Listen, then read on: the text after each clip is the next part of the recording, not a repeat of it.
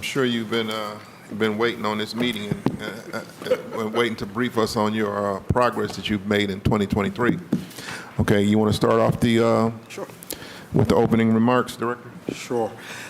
Appreciate it. Through the chair to the council, as much as there are realities to the service that we provide, I do want to say, starting off, that I really lead a great team of staff. And one of the things that I would put forth just to portray that is how we responded to the recent storms that we had that came through the city.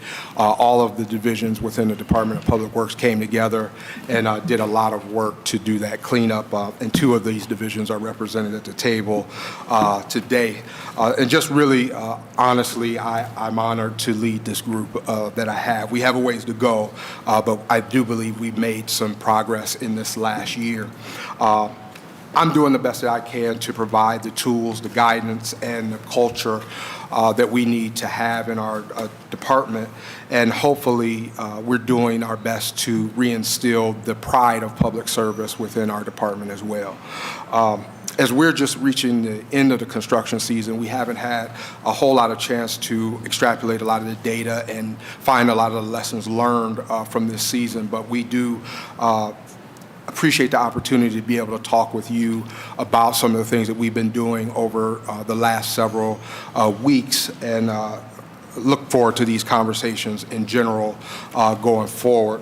I'm going to just really quick talk about our departmental philosophy, but I do want to introduce to you Commissioner Pruitt at my left, overseeing the Waste Division, Commissioner Porch at my right, overseeing Parks, Maintenance, and Properties, and I also have Commissioner Brown here at the table, who oversees Motor Vehicle Maintenance, which can help to speak to the broader conversations about equipment. So first, we really step back. I got here in May of last year, and one of the things that I wanted to do was really step back and develop a philosophy for our department. Our department works from a place of people, process, and the service that we provide. And when I talk about people, I'm talking about our internal staffing. So we really look at wellness, appreciating our staff, investing in the staff, and communicating better with the staff so they actually know what we're doing and where we're going. Processes, which is we have a staff that's really good at getting stuff done. We get things complete, but we're really looking at getting things complete with quality and with efficiency. Also available best practice identification. What's best practice in another city may not necessarily be the best practice here, but we can take information from other places that has been proven and apply them to what we do here in the city of Cleveland as necessary. So I have tasked all of our staff to be students of their division. Time to go back to school and be a waste student again, or a parks student again, to really learn the trade and any of the crafts or any of the new tools that may be available, especially coming out of COVID. And then we talk about the service delivery and how it's perceived. One of the biggest disconnects I've found over the last year is, especially when talking to residents, is what the expectation of the service that we provide really is and what it should be. So we have a lot to do as it relates to being able to explain that expectation and make sure that it's realistic based on what we actually can do internally. So in the Parks group, we have a few things that I would speak to that are a big mile-high viewish, or a bit more from the director's chair, and then I have Commissioner Porch that will expound on some of these items. Obviously, we have new leadership in the group of Park Maintenance and Properties, and we've been moving forward with just making sure that her heart is being pushed down and permeated through the division so that they know her and know what her expectations are. So through that, I have been stepping back and letting that relationship grow organically. Me being in the middle of that process can muddy up the water. So I've been kind of staying out of that, letting her get her relationships established, letting her look at her processes, and then at the end of this season, we plan to debrief and talk a little further about how we move forward and the different things that she sees for her vision for the division. We also look at looking at the local contractor implementation and integration that we worked on this year. As you're aware, this is our first season that we tried that. We implemented it later in the season, so we do know that we have to start earlier so that we have these crews ready to go.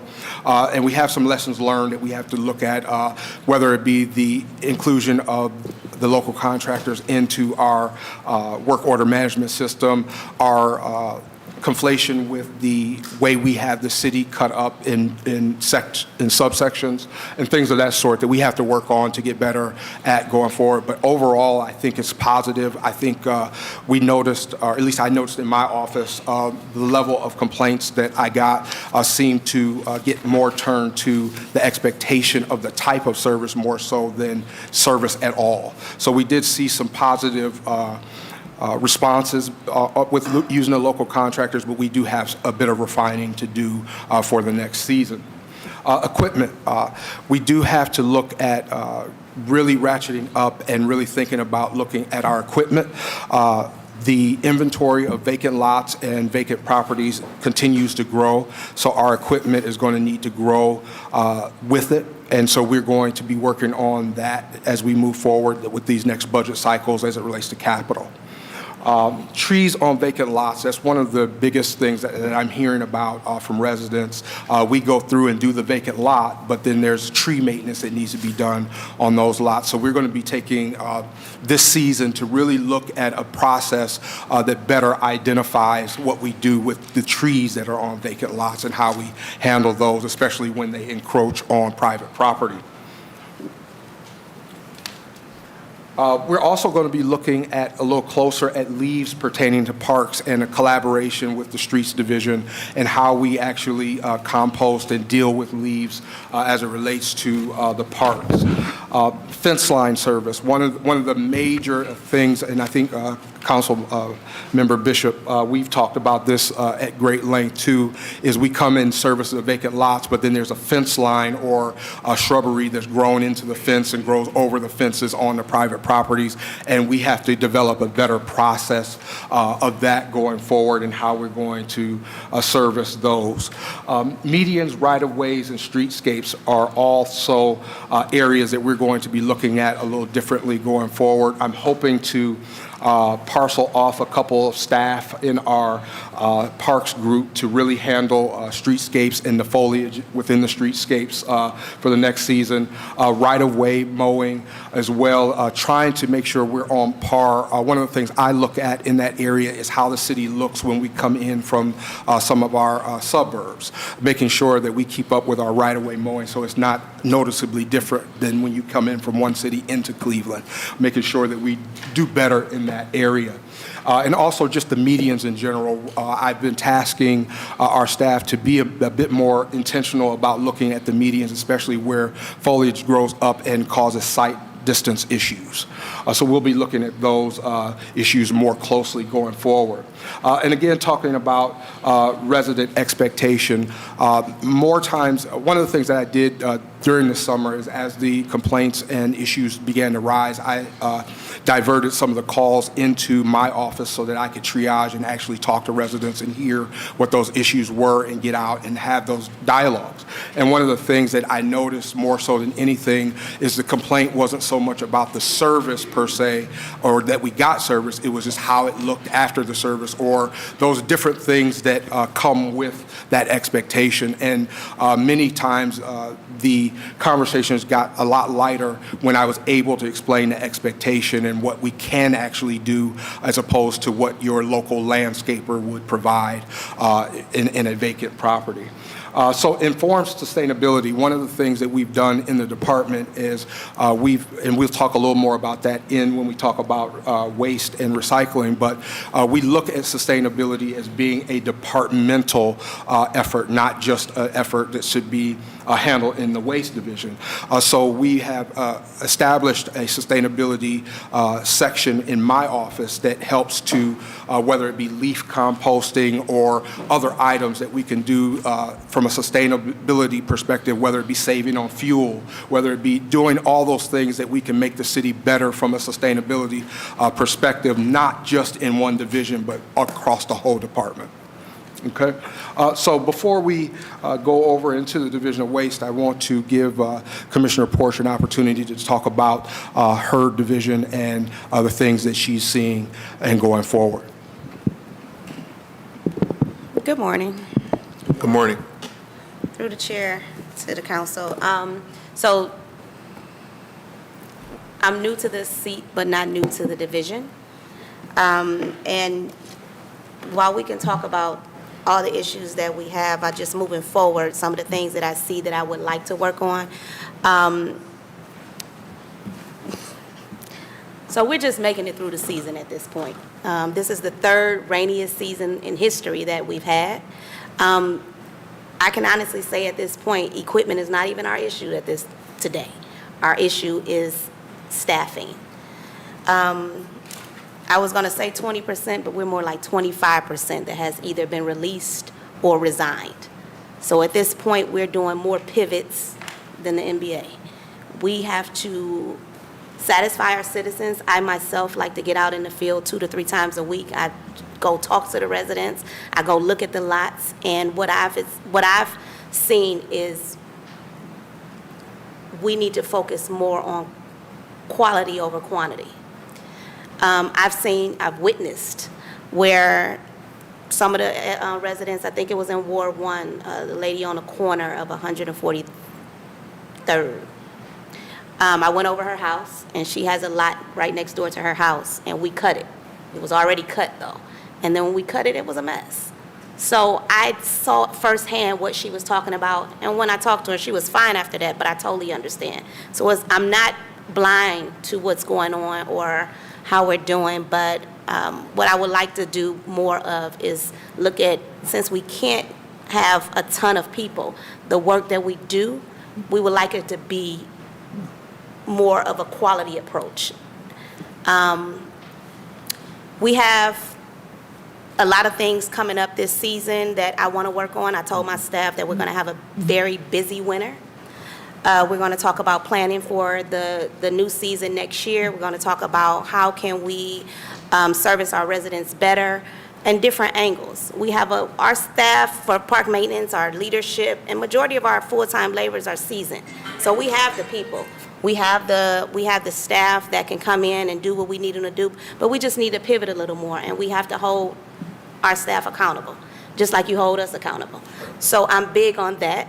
I'm passionate about what I believe. I'm passionate about making sure that we get the job done.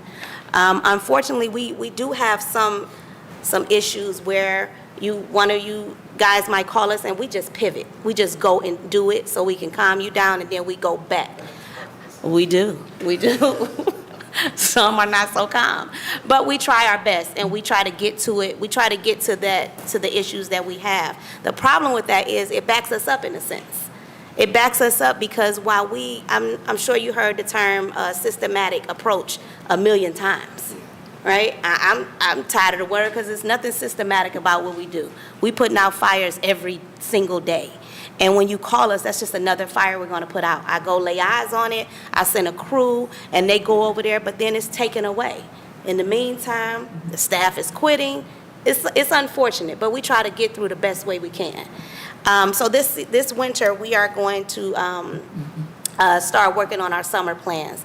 I honestly would like for us to only cut lots in the summer. I don't want to cut alleys. So if I could come up with an alley plan, that would be fine for me. If I can come up with a median plan, that would be fine for me. But we get so many issues that come towards us in the summer that it takes us away from the goal. And the goal is to get through the lots the best way we can, most efficient and effective way. But sometimes it doesn't go like that. We're currently in our 4th cycle, which I didn't think we were going to get to it at all, but we're currently in our 4th cut cycle, not to be misunderstood with trim. We won't make it there. We're in our 3rd week starting today of our 4th cut cycle, which makes me happy because I did not think we were going to get there. We have a lot of our workers this year, seasonal, and I say seasonal because they're part of our work family as well. And our full-time people, they're retiring. We have some leadership, some seasoned leaderships that are retiring. In the next 5 to 6 years, our division is going to look totally different. So with that being said, we have to become students of our own division. So I want to implement some training over the winter. We will not be still during this winter, so we can have an effective and efficient plan for you come summer. First cycle, we always gonna get calls. I can't see that calming down at all. I can't see the phone calls stopping. I just can't see it. When the sun come out, the people come out, the complaints come out. But what we will do is have a plan for it. And I know you guys get that weekly report about where we're at, right? But if the rain come, we gonna be there some more longer. So I get it. I'm not blindsided. I'm not blind to what the issues that we have, but I really want to focus on moving forward and my vision for it all. And if you give me an opportunity, we gonna make it work. Okay, Director, I want to pause. A couple of my colleagues have some questions. Commissioner, so going forward, Commissioner, in the next year, and we know that you kind of inherited all of the issues along with the job. You inherited all of the issues. But going forward for next year, I want to ask you, what is going to be your major changes that you're going to make going forward next year? Training, accountability. Okay. Hold on, Council. So, Commissioner, the start dates for when you guys go out and cut vacant lots, and I know no matter what the city of Cleveland does, the grass is going to start growing at a certain date in the spring. Whether we get out and work or whether we don't work, the grass is going to grow. So is there going to be an adjustment to the start date when we start to go out to cut lots, seeing that the first cut is always the most challenging cut within the city because it takes so long and the grass grows so fast in the spring? I can look into that. However, it all depends on the budget. It all depends on if the money is loaded up, if the contract is going through. That's what it all depends on. Through the chair, just to expound on that, we are going to work on this year, working with HR and working on to get our seasonals on a little earlier this year, similar to what we've tried to do with our streets group to get our snowplow operators on earlier. So one of the things is the date is one thing, but getting the staffing on is the other portion of it that we're going to be working on to try to expedite this season. So, Director, so when you say HR cannot go out to hire folks. It has to be a certain date when they go out to hire. So, because like right now it's October, can we start to look at moving that time frame up to go out to hire folks so we can have them ready when the grass starts to grow? Through the chair, to your point, that's what we're going to be working on doing. Is I don't think that had been explored before, so I'm going to be working with them to see if we can start that process earlier, whatever the hurdles may be, to see what they may be to get around those. Okay. All right, I'm going to go to Councilman Starr. Mr. Chairman. Put me down. Thank you, Chair. Thank you, Director, as well as the commissioners for coming to sit down with us today. Definitely, I understand different issues that we have and the needs that residents call us about. Nowadays, our residents know how to get in contact with their councilperson, whether it's the way you would like them to see, but they make an honest effort to make sure we are aware of anything, whether it's through social media, whether through calls, whether through personal calls or work cell phone calls, or seeing you at the grocery store, or seeing you out shopping. They make sure we take a good look at it. So I appreciate the fact that, Commissioner, you spoke about getting trainings and accountability. Those different things work hand in hand. The systems that's set up in place for us to follow to make sure we get the information over to the team of Public Works is the system that is in place. One of the things I definitely wanted to ask is when you talk about staffing, how many total staff are you budgeted yearly for in your division or your department? To the chair. So so vacant lots is a seasonal operation. So we depend heavily on the Snyder Blake staff. So we're budgeted for roughly about 150. We never make it there though. And the first week to 2 weeks, we focus on training them on the equipment. We never make it to our numbers due to background checks or physicals, things of that nature. So we never make it quite there. So 150 for the most part. Okay, and to that point, so on average, if we budgeted for 150, do you have like a number that shows how many staff you do hire? So is it like on average 105 or 125 or? So I anything think like the that to highest chair? we got this year was like 142. 142.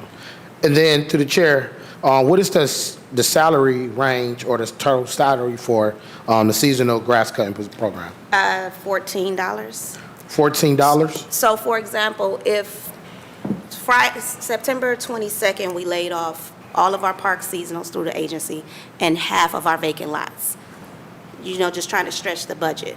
When they don't come to work, it kind of helps the budget. They can stay on some, we probably can pull out an extra week or two. So when you talk about starting earlier, it would affect the ending date as well. So we try to, meet that happy medium. But when they don't come to work or they call off, we have to decide whether we want to replace them or keep them on an extra week.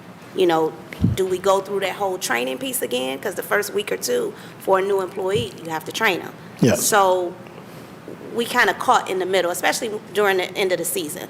I would like to have my most seasoned people, I can get them out and get more work done, than bring on somebody in 2 weeks is just kind of dead at that point for that person. So thank you. That is good. And that will lead me to my next question through the chair will be, one, obviously, it sounds that we need more funding so we can be able to accommodate those type of issues.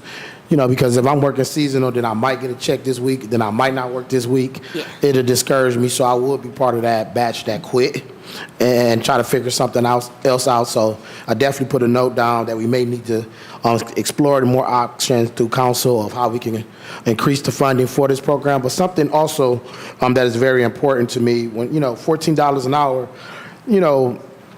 and a seasonal job is a little low to me at times. When we think about the times that we're living in, the areas and the people that are applying for this need a couple more dollars. So I'm trying to think of, is there a way that we can get our young folks involved? So I have a couple of different ideas. Yeah. So and what I would mean by that through the chair would be, when you think about the young people, while you has a program where young people apply for jobs, and they never have enough funding to employ all of those children or teenagers or young adults to get a job. So maybe we can look at try to figure out what's a pipeline program, because I believe through learning something early and getting exposed to public works and service can be an opportunity for a person to start as young as 16 and really work their way up and learn about service and being able to do some different things. So looking at how we can possibly get our young folks involved, teaching them early, and it's seasonal. So it's a way for them to possibly still do some things that they do in their happy time or hobbies or sports, but then they got a seasonal job to be able to get out and learn and get a different skill and also take ownership, because therefore they'll be walking past a lot in their neighborhood that they could. So they'd be like, no, I'm helping making a change and impact in their neighborhood. That was something I definitely wanted to talk about.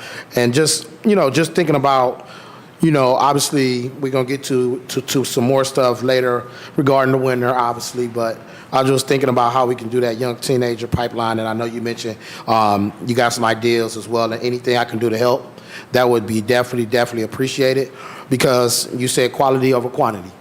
That's how I operate. If we got to cut more over here because of the grass is keep growing, but how do we cut it to make sure it's neat, it's actually done correctly, and it's not just saying, hey, we cut it and we let all the trees that we cut on the sidewalk, on the street, because Ms. Johnson, Ms. Norris, they're going to let us know about it. Ms. Holmes, they're going to reach out, especially when you start thinking about East 38th Street. I'm going to send you anyway information. I rode through there this weekend. They said on East 38th we need some lots cut as well. So, but other than that, Chairman, I yield, and I just wanted to say I look forward to figuring out some new solutions to our problems and how we can connect together. So definitely look to schedule a meeting on that, Chair. All right, thank you, Councilman Starr. Councilman Harris? Thank you, Mr. Chair. Good to see the crew here this morning. Director, always a pleasure. Man, just as we go through this process, man, I have really been excited for the things that you've been doing, since you've gotten here. A lot of great work, a lot of movement, a lot of changing. It's funny because when you said we need more equipment, I said, hold on. He actually said that, yes, we need some more equipment, and that is something that we're going to, review so that way we can get those needs addressed. And that has not been the case. Many times over, we've asked, well, do you need equipment? Well, we know you do, right? When we hear about the mowers breaking down and the trailers falling apart and the weed whackers don't weed whack, right? And so it's good to hear that you actually say that is a need. And so I'm sure the chair is going to take a deep dive with you to ensure that we have an accurate assessment of what your needs are, so that way this council can make sure that you all have what you need. So I'm just thank you for that. Secondly, so there was a couple of things that were said, and Public Works. I try to support Public Works and cheerlead and do what I can to help out, the department. But, Commissioner, help me, so you've been here, how long have you been with the division? And what was your role before serving in this role here as the interim commissioner? The deputy commissioner, You were deputy commissioner. How long have you served as deputy commissioner? 2 years. So 2 years you've been a part of the process, you've been working with that then commissioner for the last 2 years, so you've been right there, you've been involved, through the chair. Correct. Thank you. So one of the reasons that council call and we're hype, or we have to calm us down, is because obviously what should have been done wasn't done, right? Mm-hmm. So we don't just call to call because the neighbor wants it cut every couple weeks. We call because there's an issue that we have, and just like you said, you go out, you talk to residents, you've been on 143rd Street. So our calls are not fabricated, right? They're not hysteria. They're real because there's an issue that exists, right? As the director indicated, I've called him and he's gone out himself to check out situations and see that crews have come over and they'll do a very part, and the rest of the area just looks a mess, right? The sidewalks are weeds are up to the chair here, right? The fence line is it's like they just went in, zip, zip, zip, and then walked on out the door, right? There's no accountability to follow up to say, okay, who did this? Why was this done like this? Unless one of us call, right?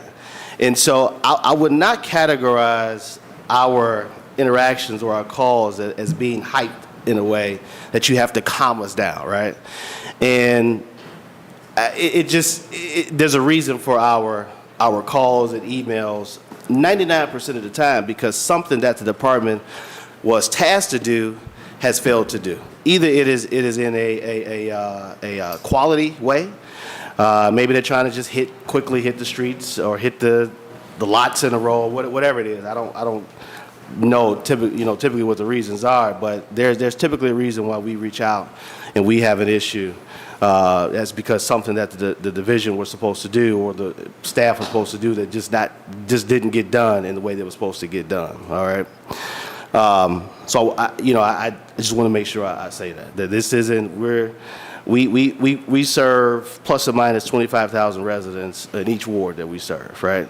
And every station works different, right?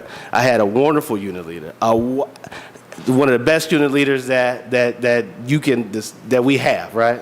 Mike Ingram. And Mike Ingram was sent to the southeast side, right? So at one point, I didn't have to worry about whether the sidewalk weeds are going to be cut when they do the lot, because those are the things, the attention to detail that he did when he was over in the area.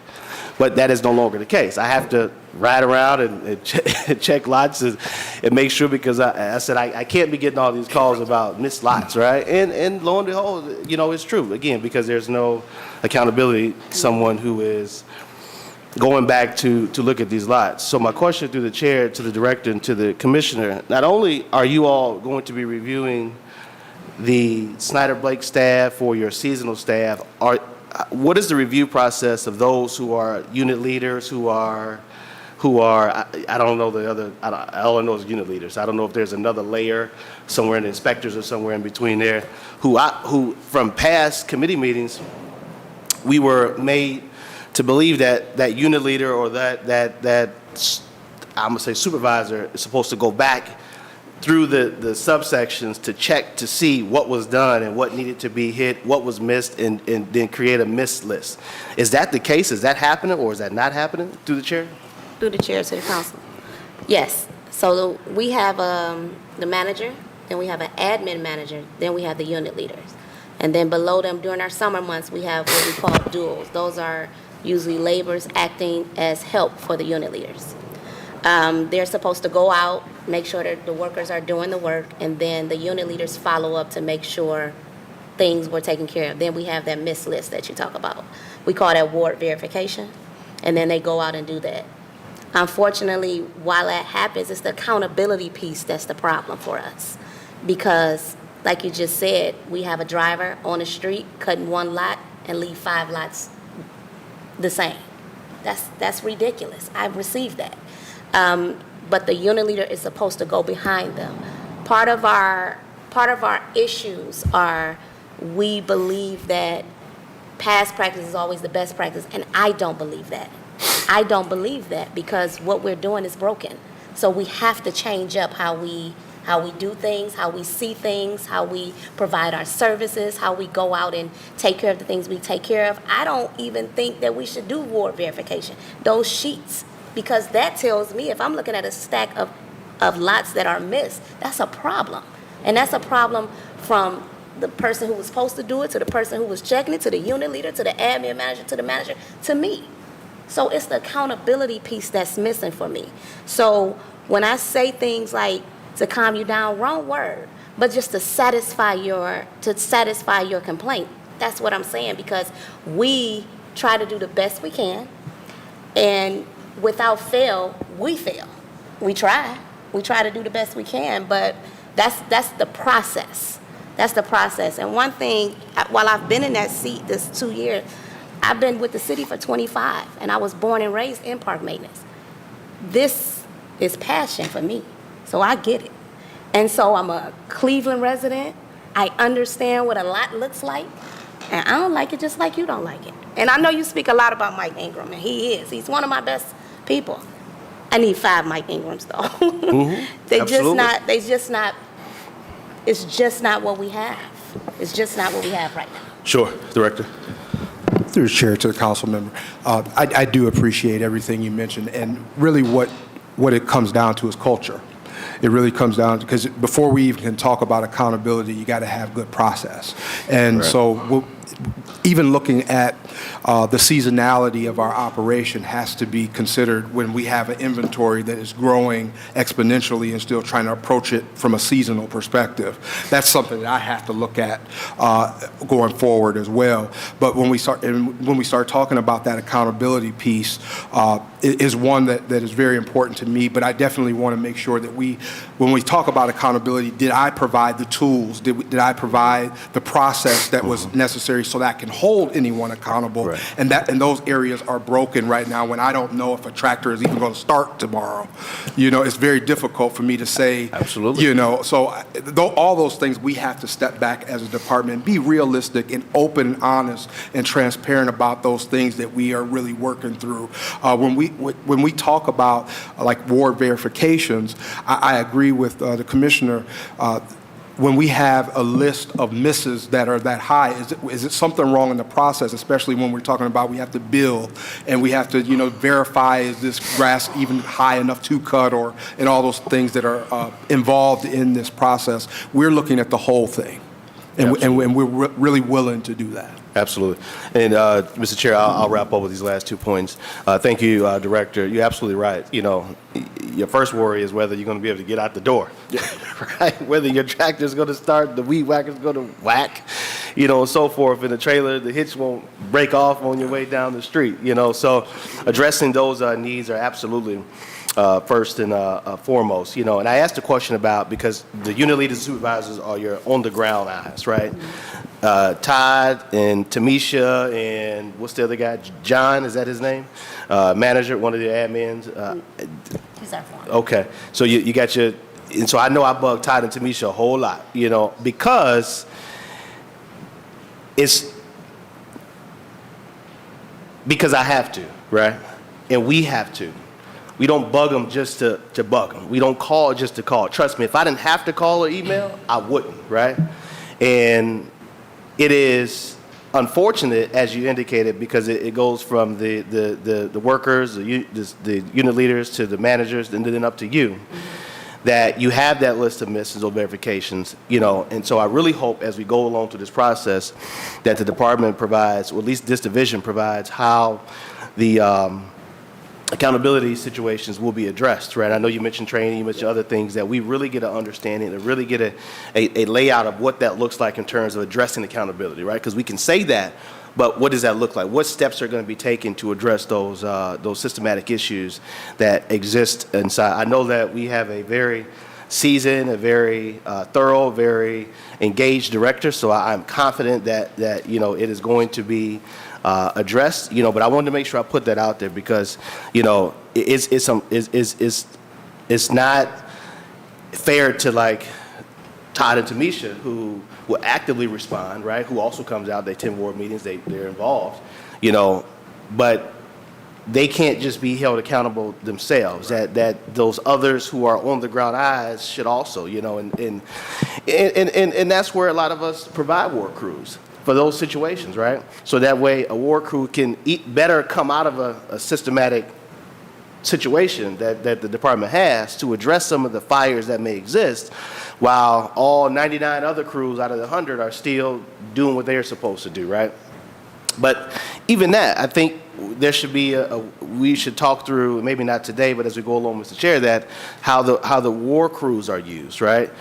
I know they're used in the system as a whole, but when there are those right-of-way issues, right, or when there are those issues that we can quickly pivot them, sometimes, and I'll just,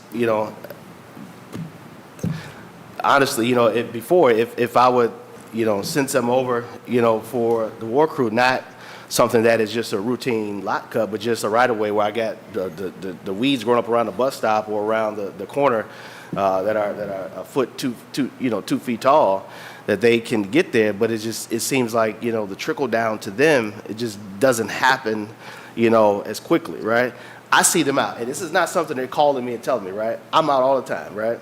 And I see them when they're cutting. I see them when they are over in places, right? I just hit the corner and there they are working sometimes, right? And hey, did y'all get X, Y, and Z? Well, we're working through it, right?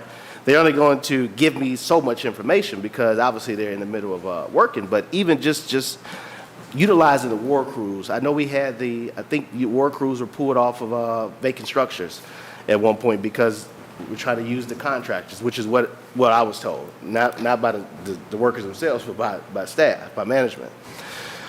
But if the structure process, the structure contracted crews that's something that's just getting going, why would we remove war crews from doing structures when they know them, right? So they can kind of roll and get some of them done, at least the ones that's on the main streets, and the contractors can handle the side streets. So again, that's a lot of information. And Mr. Chair, I'll wrap up there. As we go through this process and we think through some of those things through our mind, how we can better, kind of place individuals and people and crews for a better outcome, and I know that we'll get there. I know we have a very competent group, who takes criticism well, or even just questions, not even criticism, but just be able to take a conversation to be able to implement a better process. So, Mr. Chair, I'll stop there. Thank you. Thank you, sir. All right, Director, you want to respond to that? Okay. All right. Thank you, Councilman Harrison. That's well said. I just want to reiterate what Councilman Harrison said about, when we call the departments, we sure don't call just because we just want to have conversation. We are getting tore up on the other end of this phone. The residents, and you're right, Director. We have to set the expectations for not only the residents, but for our crews, for everybody working for the city, what we expect of them, because we are not. It's not equal. We're not getting. The residents are not getting what they expect to get. So I just want to say that. I want to go to Councilman Joe Jones. Thank you, Mr. Chairman. You know, years ago, we never had to spend this kind of time dealing with the parks maintenance and properties. I think at that time period, Mr. Cox was the person who was over the department.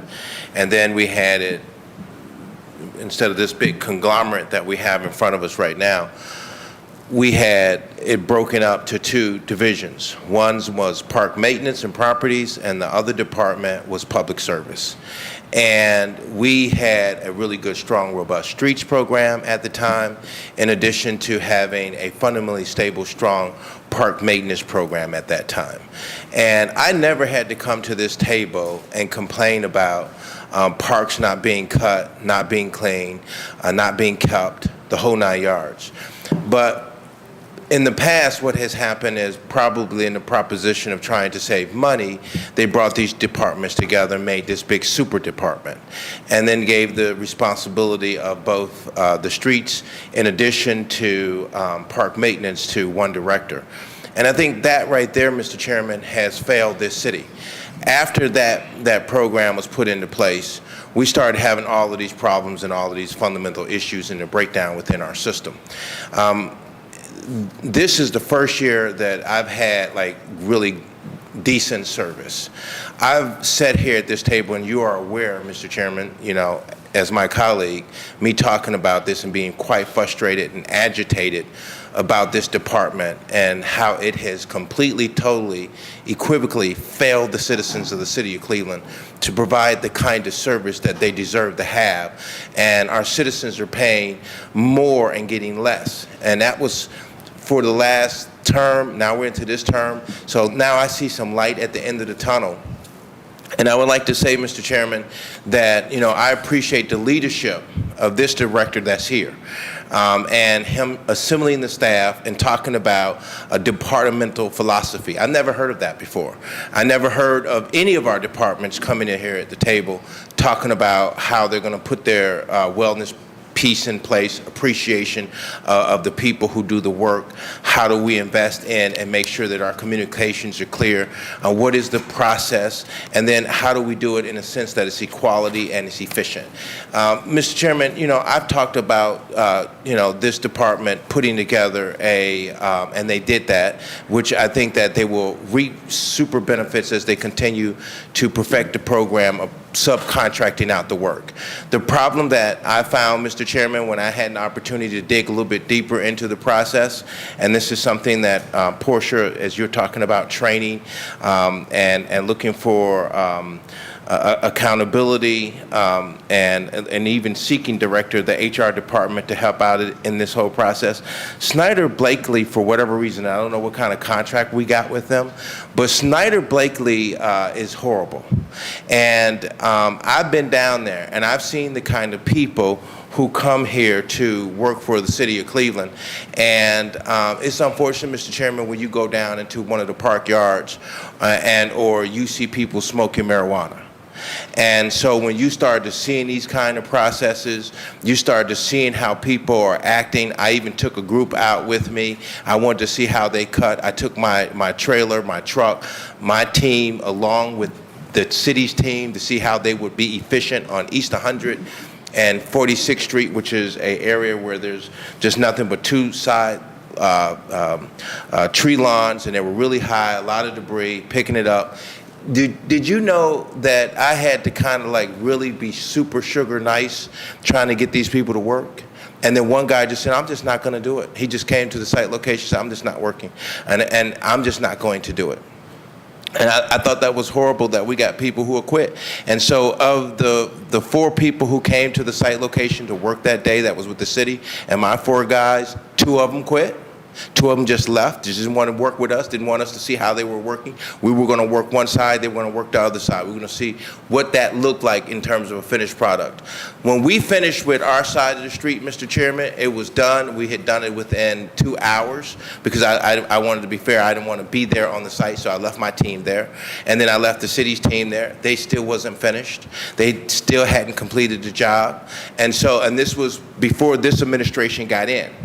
So I came to this table, talked about it at the budget hearings, and talked about how the experience was. I brought it to then the chairman, Mr. Anthony Braccatelli, and talking about how we need to change up and put a contracting system in place, and how we can get more people on there. Now, my suggestion to Portia, Porch, I'm sorry. just like the front porch. Porch, I'm sorry, please forgive me, I'm calling you that expensive car. We'll just say Porch. I'm sorry, Miss Porch, please forgive me. Ms. Porch, my suggestion would be, are we, and I don't have any problems with poaching. Can we look at other, because see, the issue is you got to get people who already got the experience, who are quality, to bring them into leadership.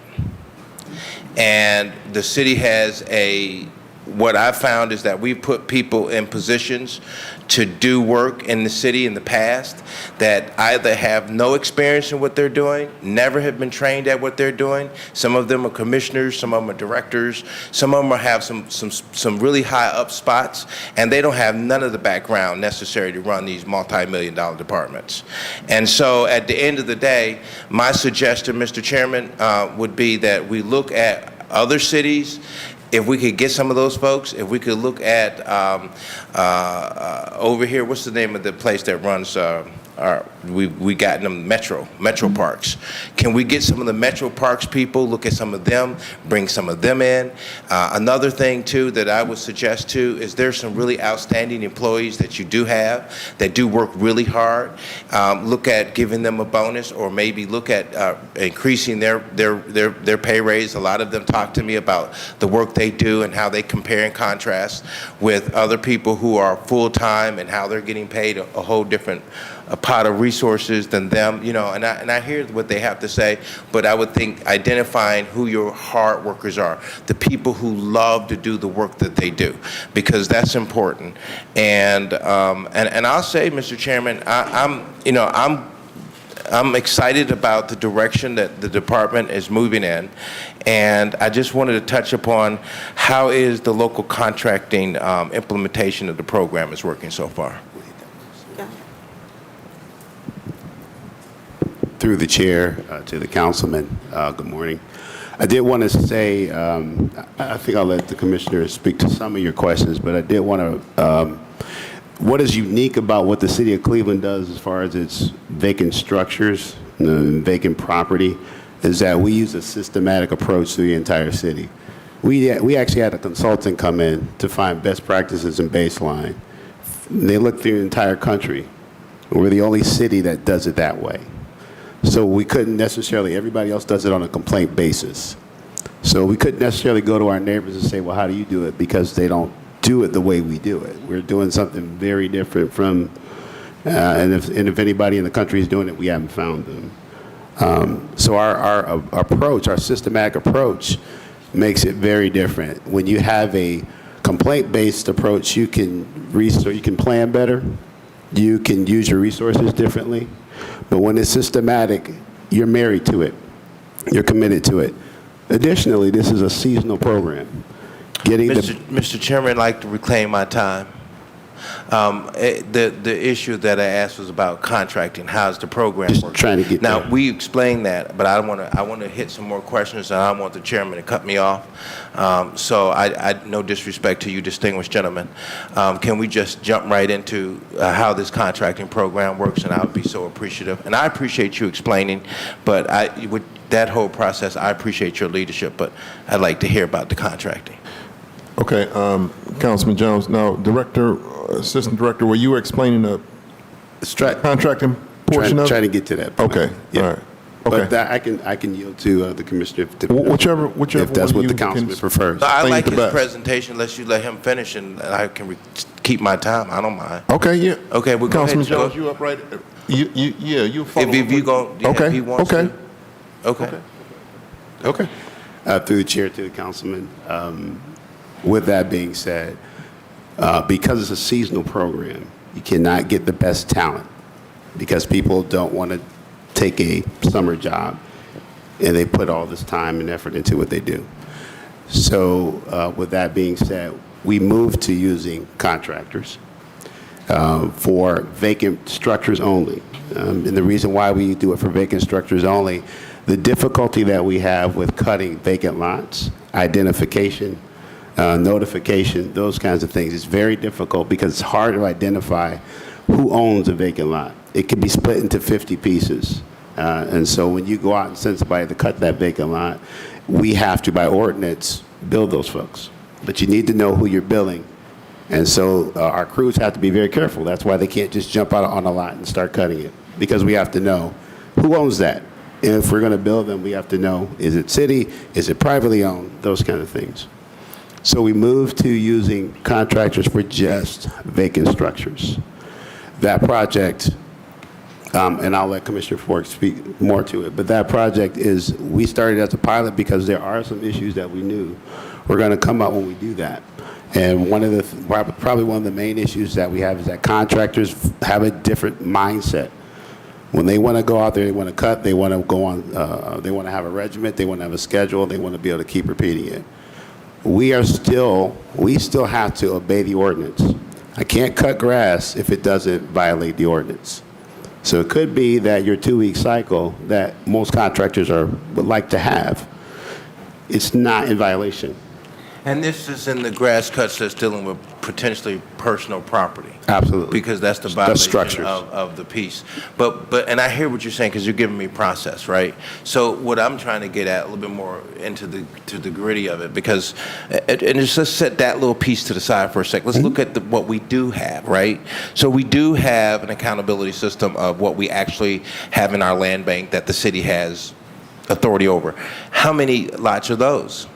Vacant lots. So are we, through the chair to the councilman, are we focusing on the contractors because they're? Well, we are, but you opened this up now. Okay, sure. So now since you opened it up, Councilman I'm gonna Jones, open it up a little Councilman closer, Jones. because Make you're sure- telling me, Councilman Mr. Jones, Chairman. Councilman Jones, make sure you go through the chair. Yes. So let's keep it, so give him a chance to answer the question. Mr. Make sure you Chairman. go through the chair. Mr. Okay? Chairman, I got that. Mr. Chairman, Okay. to the distinguished gentleman, you opened it up with saying that there's a charter and all of this. We still haven't gotten down to what I really want to get to, and that's how the contracting program is working. So it's a whole bunch of, to me, that's the reason why I told you, Mr. Chairman, I reclaim my time because I don't want to get frustrated here. But he opened up a very important piece now through his explaining, going through the process of explanation of how the program is.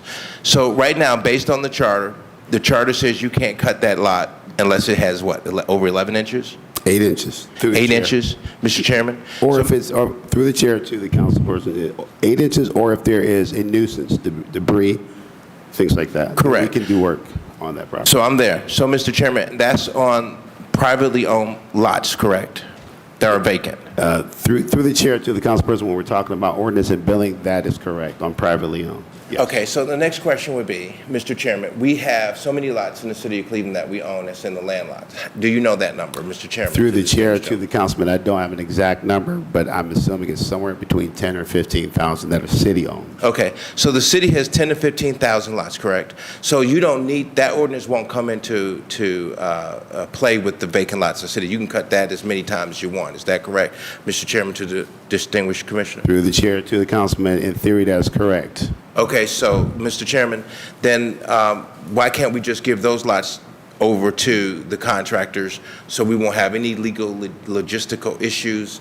And we know how many we got. We know how we can do that. We can really run that program, absolutely down the throat and don't have any legal issues as relates to structures, who own the properties, and all of that. Through the chair to the councilperson, we do that with the vacant structures. That is exactly why we use the vacant structures. There's no difficulty with identifying those. I see. But also the point is that's not answering the question. I got that, right? We're talking about lots we own. Through the chair to the councilperson, And the question was, why don't we just run the program to those lots that we already own? the ability to identify those vacant lots is the issue. You can have a vacant property. We're talking, Mr. Chairman, Councilman Jones, specifically, Councilman Mr. Chairman, Jones, we're specifically. Councilman Jones, can we not cut the assistant director off? Mr. Chairman, I reclaim Councilman my Jones, time Councilman Jones, to can you be not cut me specific. off also? But what I'm asking of you, Councilman, is that let the director answer the question, and if you have a follow-up question, through the chair, please. Mr. Thank you, Mr. Council. Chairman, I'm going to specifically ask the question to the director. I move away from this gentleman because he's not being specific to me. I'm sorry. And I ain't got time to be playing around at the table. So if the gentleman can't answer my questions direct, then yeah, I got a problem. And I don't want him to spend 5, 10, 15 minutes here talking about something that's not related to the question, Mr. Chairman. And Mr. Chairman, you heard the question. And so then, Mr. Chairman, and this is not to be rude, Mr. Chairman, or disrespectful, Mr. Chairman. It is just asking a specific question. We have lots that the gentleman has said that we specifically own outright and clear. The question was, Mr. Chairman, there would be no legal issues or problems getting those contractors on those lots and getting those contractors working on that. And so the question was, what's holding that up? So, Mr. Chairman, to the director. Director. Through the chair to the council member, just there were a myriad of questions, but I think what really goes back to when you asked how is the local contractors going. Correct. And if I'll step back to that and move forward. So one of the things that keeping in mind is the local contractors, we got them on, the season had already begun. I looked at where the majority of the complaints were coming from, and it was with the vacant structures. We already have an adequate amount of equipment to service the vacant lots. And that's where we had a bit of where I saw stability in, but the majority of the issues were people concerned about the actual properties, the structures. And so that was the reason for that push, first initially for the pilot. In the initial implementation, we knew that we were going to have some dynamics because I already struggle with our subsection mapping and things of that sort that we need to work out, overall. And like the assistant director mentioned, the overall mentality of bringing the contractors in to work alongside with staff and seeing how that would work. So all of those things taken into account are things we're looking at now. With the season just starting to wrap up, it's my goal to sit down with the commissioner and really see what worked, what didn't work, and even take into account, like what you mentioned, is it better to look at the lots and flip them and do it the other way? I'm not sure yet, but what I would say is the majority of the conversations that I've had with residents, they've seen a difference in that, but they see that it's hodgepodge a little bit, and so we have a lot of work to do to tighten those things up. As far as and then we would be remiss then to go back and then start talking about what the expectation should be. But as of right now, it was a little difficult because of the different dynamics with the identification problem of what should be cut and what shouldn't threw us off a little bit, that we have to kind of step back and really look at how we implement going forward. But to answer your question super directly, I think that the implementation of the local contractors is going to be positive. I think it's a little early to say that we have worked it all out, but I do think we're headed in the right direction. I think there will be some process improvements and some process changes that we really need to look at over the winter before the next summer, the next spring. Thank you, Mr. Chairman, to the director, and to the assistant director, thank you for your hard work. One of the things that, and I'm not throwing that at you just to be throwing at you, you guys have done a good job out here in the neighborhood, and I'm appreciative. One of the things that's important, Mr. Chairman, for functionality, so that we won't be, I would hope that we get to a point at the table we don't even talk about lots. It is not an issue. It's taken care of. It's out of sight, it's not seen, and then we can focus our attention as elected officials on other things. When we have council members, and when the proposition was initially brought to me back in 2018 to have my own crew, that I was supposed to have my own crew, I thought that was ludicrous. And I couldn't believe that I had the director at the time telling me that I should have my own crew. I says, no, the city does this. Why should I have a crew out there that's supposed to do the work of the city? I can use these funds here to help my senior citizens out. I can use these funds here to strengthen or put in more money into our infrastructure streets program. I don't want to really put in money to have my own crews. I think the city is responsible for doing this. This is a part of the city's function. And this is the reason why we sit at the table and we ask you every year, what is it that you need to have to make your department better? So, Mr. Chairman, I really appreciate this director, the assistant director, and his team that he's putting together. You, as the chairman stated earlier, got handed a bad bag, and you got you have a department that you have to fundamentally, unfortunately, rebuild. So I understand it and I get it. And the next question, Mr. Chairman, is we're spending, what, $1.8 million for temporary employees? Through the chair to the councilman, approximately, yes. And Mr. Chairman, to Mrs. Porch, are we looking at maybe getting another agency to help us with hiring people on versus Snyder and Blakely, because they have underperformed on this contract forever and a day? And I don't even know why we keep on using them. So it's through the chair to the councilman. A couple years back, I was involved on a committee to sort out different vendors for this piece, and it came right back to Snyder and Blake. Unfortunately, we don't have any control over that. We just try to do the best we can, but I totally understand. I have a lot of things planned for our winter season and a lot of conversations I need to have with my director with regards to this program. The program is definitely needed because we need the help. Our vacant lots is heavily seasonal operated, but we have some conversations that I plan on having with my director with regards to that. Well, I would think, Mr. Chairman, through your leadership, that we really look at this. We can't continue to have or want to see something different and we still get the same old thing.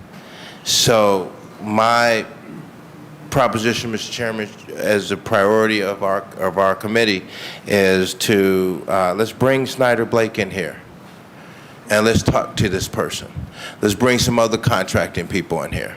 I think that, Mr. Chairman, to the director, you should start looking for other opportunities versus still relying upon beating the same horse, hoping that horse get you 2 houses down and you're not getting anywhere. And then I like, so I don't know if you have any comments, Mr. Chairman, on that. Director. Through the chair to the council member, as I mentioned earlier, I am really looking at that seasonal approach. When we're looking at a inventory that is growing exponentially, I'm not sure that we don't need to take a step back and look at a hybrid approach or an approach that actually gives the opportunity to put pride of workmanship into such a big task. If we keep saying that the task is that important, do we keep looking at it from a seasonal perspective is really my concern. And so I'll be looking at that over the next couple seasons to recommend to the administration maybe a different approach to it. In the meantime, can we get some competition to the other? Because see, what I'm seeing, Mr. Chairman, in the city, which is really bad for us, is that we are limited in terms of not just this department, but other departments. We only have 1 or 2 contractors doing all the work. That's it. I mean, there was a time when we had like 6, 7, 8, 9, 10 contractors doing the work. We had choice. Right now, they don't have a choice. And then some other departments, we got one contractor that does work, you know, I'm not going to say his name, messed up an entire street. Well, why are we still giving him money? He done went and messed up all of that entire street that we share the boundary with. And as soon as you hit the street, you're hydroplaning on dry ground, because you're going to dip all the way down to the ground. So tell me, Mr. Chairman, why we here at the city still got the same person doing the work. There's no repercussions for doing bad work in the city of Cleveland. There's no repercussion. I mean, our standards, Mr. Chairman, is all the way down to the ground. And so that's why I like the comments that Ms. Porch made, that she went out to the neighbor and she had to physically go see her for herself just how bad her grasscaping crew was. That they're leaving stuff all over the sidewalks, and I'll yield to the gentleman. They're leaving stuff all over the sidewalks. They hatchet job and then they're gone. And so Mr. Chairman, I yield to the distinguished gentleman. Okay, Councilman Harrison, you got a point? No, I just had a question after he's done. Okay. So All right. then, Mr. Chairman, you know, and I also appreciate the fact that you're going to be looking at Mr. Chairman, to direct the defense line services, and you're paying attention to the streetscapes. All of that's important for our citizens, and making sure that when we send our people out there to do the work, they're getting it done the first time right, versus you have to go and have someone else come back out there, someone else. Now you got 2 or 3 times you've bitten at this lot. That's too much labor intensive. Through the chair to the councilperson, again, thank you for acknowledging those things. And one of the things that I found with that, just to speak to our staff, is we're getting better as it relates to safety zones and things of that sort. A lot of those areas, when medians are concerned, the staff was trying to do the best they could, getting out there, trying not to, deal with traffic and things like that. But we're going to work to support them a little better from our traffic engineering group to set up the correct zones so that they can be out there working safely and not feeling uncomfortable in those locations. And then, Mr. Chairman, lastly, on what I want to talk about, get right back on, which is near and dear to my heart, is contracting. When you subcontract out the work to subcontractors do the vacant lots or vacant structures that you have in place right now, it's really important to make sure that we hire young folks or people who live in the city of Cleveland. And making sure that our citizens are empowered by their own tax dollars. And I think second, Mr. Chairman, I think my humble suggestion would be how, even if you might have to look at how we look at the charter, interpret the charter, or maybe even change the rules and processes and policies as it relates to the contracting process. And making sure that we have a fixed price, a fair market fixed price. We see that the federal government does this in HUD. They have a fixed pricing system. So how do we work off of that same type of fixed pricing system, what that language is, so that we can have a more stable system in terms of subcontracting work out? So that'd be the first one. The second one is having, and I think you already have the fundamentals, and I tried to work with the other person who was ahead of that, but just didn't let me know anything about any of that, just wouldn't put me in. So, and I'm not going to force anybody. So, but at the end of the day, I do this for a living, and I can really give you some parameters where you can really have a system where it is above, and you have a great system that you've already put together. And so I applaud you, Mr. Chairman, to the director for putting such a system together just from scratch. So that's a lot of work to do that. Now the challenge is how do we tighten it up as we move into this next system, the next cycle, and then how many more contractors can we get on board? And the more contractors we get on board, Mr. Chairman, the more you won't hear from this side of the table, because they're going to be doing the work. And then we put the onuses on those contractors. We put the liability in terms of insurance and certificates onto those contractors. And we make sure that those contractors know, in those vacant lots, that they cut those lots, that they clear off, they cut, blow, and go, they clear, they do the weed whacking, everything that's necessary to make sure that those lots are clean and cleaned up and look nice and is appropriate, like the citizens would like to see. And having a standard of service that's up here versus all the way down there. And so if we do that, we can begin the process to probably at some point even save the city some money, Mr. Chairman. And Mr. Chairman, I just want to thank you for the time that you gave me to speak on this particular proposition. And I want to thank the director and the assistant commissioner. And I don't mind, Mr. Chairman, if the system, I'm going to yield it, but I'll allow the assistant commissioner to finish off what he was saying, because I don't want to seem rude. I'm just, sometimes when I'm focused, I want to get straight to it. I don't be playing around with words. And so, but I appreciate the commissioner, so I do want to hear all of what he's got to say. Okay, thank you, Councilman Jones. Are you finished? Yes, can the commissioner finish what he was saying? We give him respect, Mr. Councilman Chairman. Jones, are you finished? Yes, Mr. Chairman. Okay, thank you, Councilman Jones. Councilman Jones, I am not trying to cut your time off. Okay? No worries. I understand what you have to say is important, and I understand that we don't get a chance every day to sit here in front of the commissioners and the director. So I understand that you want to get your points across, but I just still want to keep it orderly. Okay, Councilman? Thank you, Mr. Chairman. Okay, well, I appreciate your comments, Councilman. Okay. Director, how many contractors do we have working on the vacant structures? It's a total of 9. 9? Okay. Sorry. And they're doing a pretty good job to the commissioner, director to the commissioner? Through the, Through the chair to the councilman. It's been a trying time.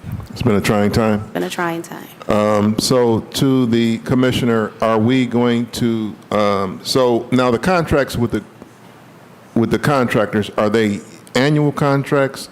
How do we pay them, or do we pay them per job? Do we pay them, how can you explain that? They get paid per job. Oh, I'm sorry, through the chair.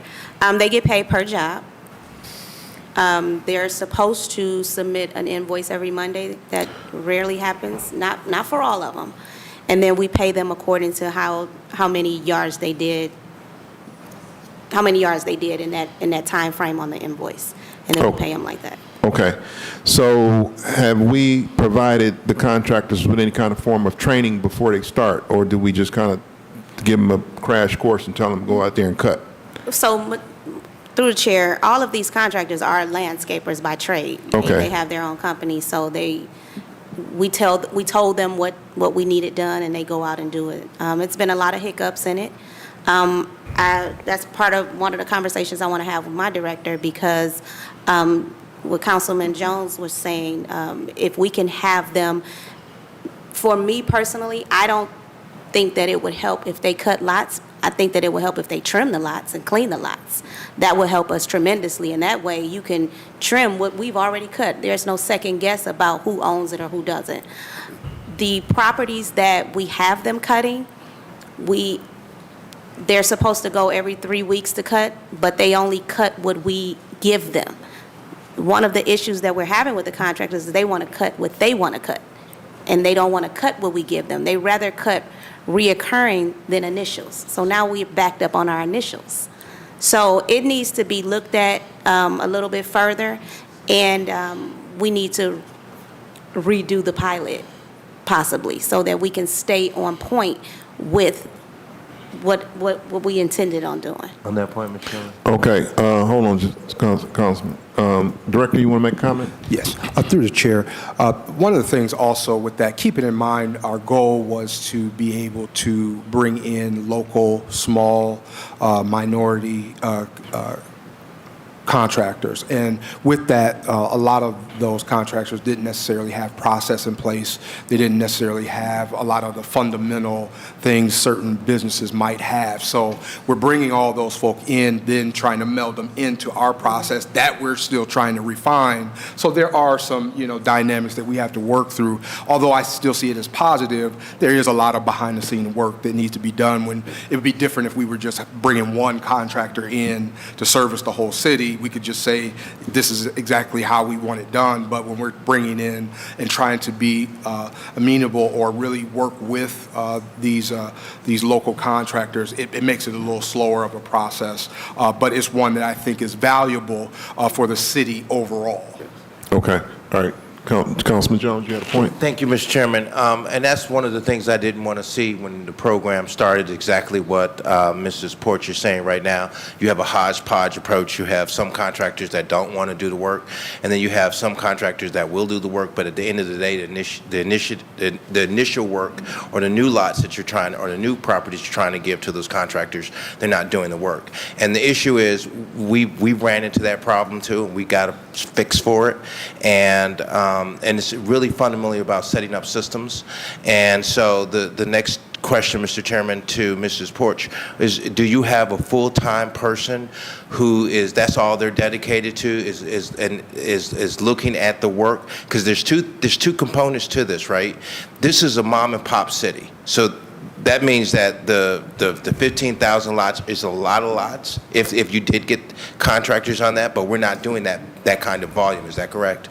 Correct. So we got a small and pop type operation right now.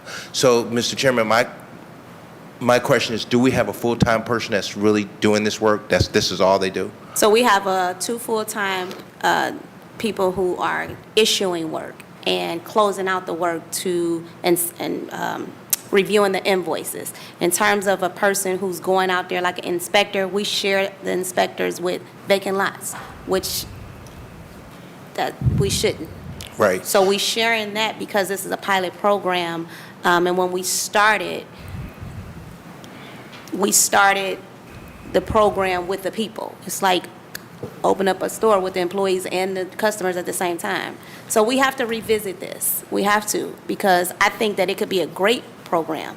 I think that right now, I'm not giving out work to contractors because they're not giving it back as fast as we're giving it out. And Mr. Chairman, one of the things I would also suggest is that, sometimes you have to bring a stick approach to the contractors that, knowing what their level of volume or what they can do is important. And Mr. Chairman, I don't mind off the table talking to Mrs. Porch to make sure that she knows all of what I know. You can pick my brain all day long. Absolutely. I just think that this is one of the things, Mr. Chairman, to Director, I was trying to reach to talk to the other person who was running the program, but I don't know what happened there. But at the end of the day, the bottom line is it's just to give them the feedback so you can have a successful program. So you won't get into a situation where you're frustrated and you say, oh, no, this doesn't work. If you put together the right systems, oh, my God. All right, That's about the best way to All say right, it. thank you, Councilman Jones. Thank you, Mr. Chairman. So, Director, another question, Director. Is there anything that the council can do legislatively to make this process more seamless, easier for the departments to, with the the whole thing with the identification, with the and can you go through and explain the identification process and the process that you have to go through when you cut a vacant lot, like the verification process? So we deal with through the chair, we deal with the program called CityWorks. I'm sure you. Yeah, City Works. And sometimes it's a ton of technical issues, but there's a piece on there that talks about the property type. But before you can put in the property type, you got to go in and see if the city owns it. So there's like a 2 to 3 part process with all of that. So once that's done, then it issues out to the workers, to the contracts, and so forth. So it's a number of different steps behind the scenes that it has to go through. And that's really nothing but the administrative piece of things. The workers just see the work in their tablet and they just go cut. They don't really concentrate on who owns it. They just look at the work, because if it's given to them, then they just cut it. Okay. All right, Director.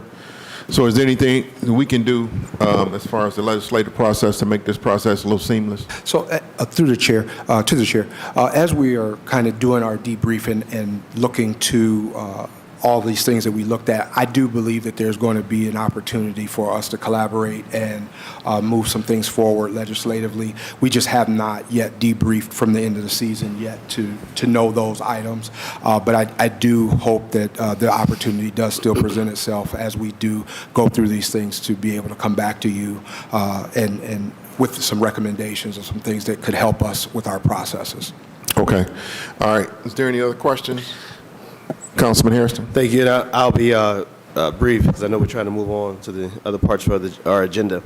3 things. One, to the director and to the chair, to the director and the commissioner, correct me if I'm wrong, that the Snyder Blake contract there's an RFP that goes out and it seeks responses for folks to bid on that, right?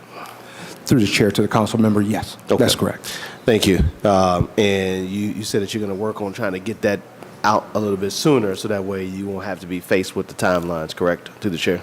Through the chair to the council member, yes, I'm hoping to get it executed earlier so that when the commissioner gets the right weather, we can just pull the trigger versus being 2 or 3 weeks behind the season. Absolutely. Secondly, I would encourage I don't need a response. I would just encourage through the chair to the director and commissioner, maybe chat with the land bank, Gus Frangos and Dennis Roberts, who they have a hundreds and probably thousands parcel that they cut as well of lots and structures, and they seem to do a very, very, very good job. And so that'd probably be a good thing to talk to the county land bank. And lastly, Mr. Chair, to the director, forget it. We're good. My question was answered. Thank you, Mr. Chair. Okay. Thank you, Councilman. All right, thank you. Okay, is there any other things you want to share about the park maintenance?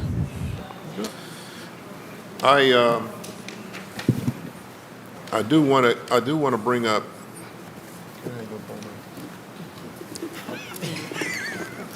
If we can ask the director, if we can bring up the MOCAP, hear this piece of legislation, and we'll come right back to you, okay? And then we'll come back to you also. All right. All right. I appreciate it, man.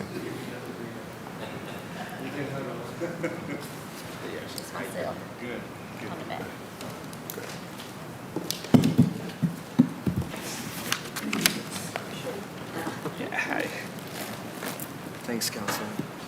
If we can, I need a chain in here. Did you find it? In the hallway?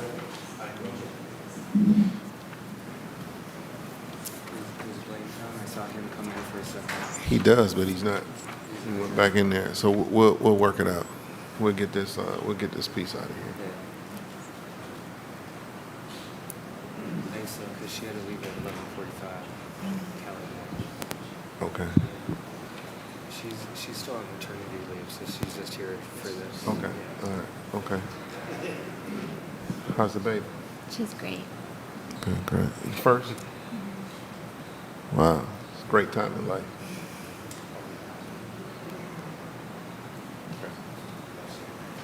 He's not up.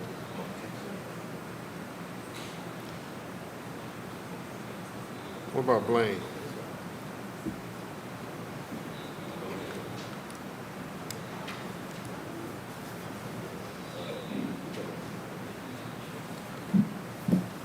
He coming?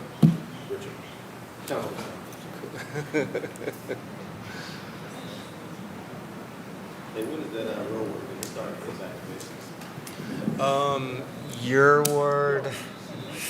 Let me look. I don't know if it's this year or next year for your ward. Let me check.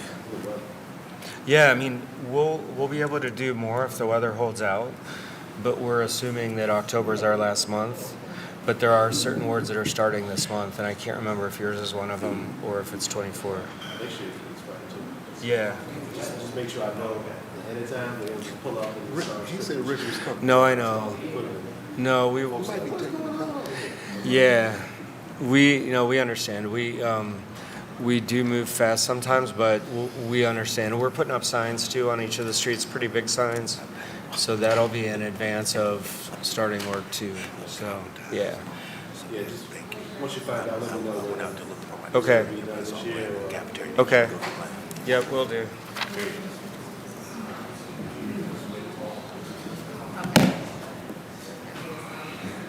I like the, that's a good guy. Hey, how are you? Thanks for coming back. to the table. Madam Chair, can you call the roll? Here. Here.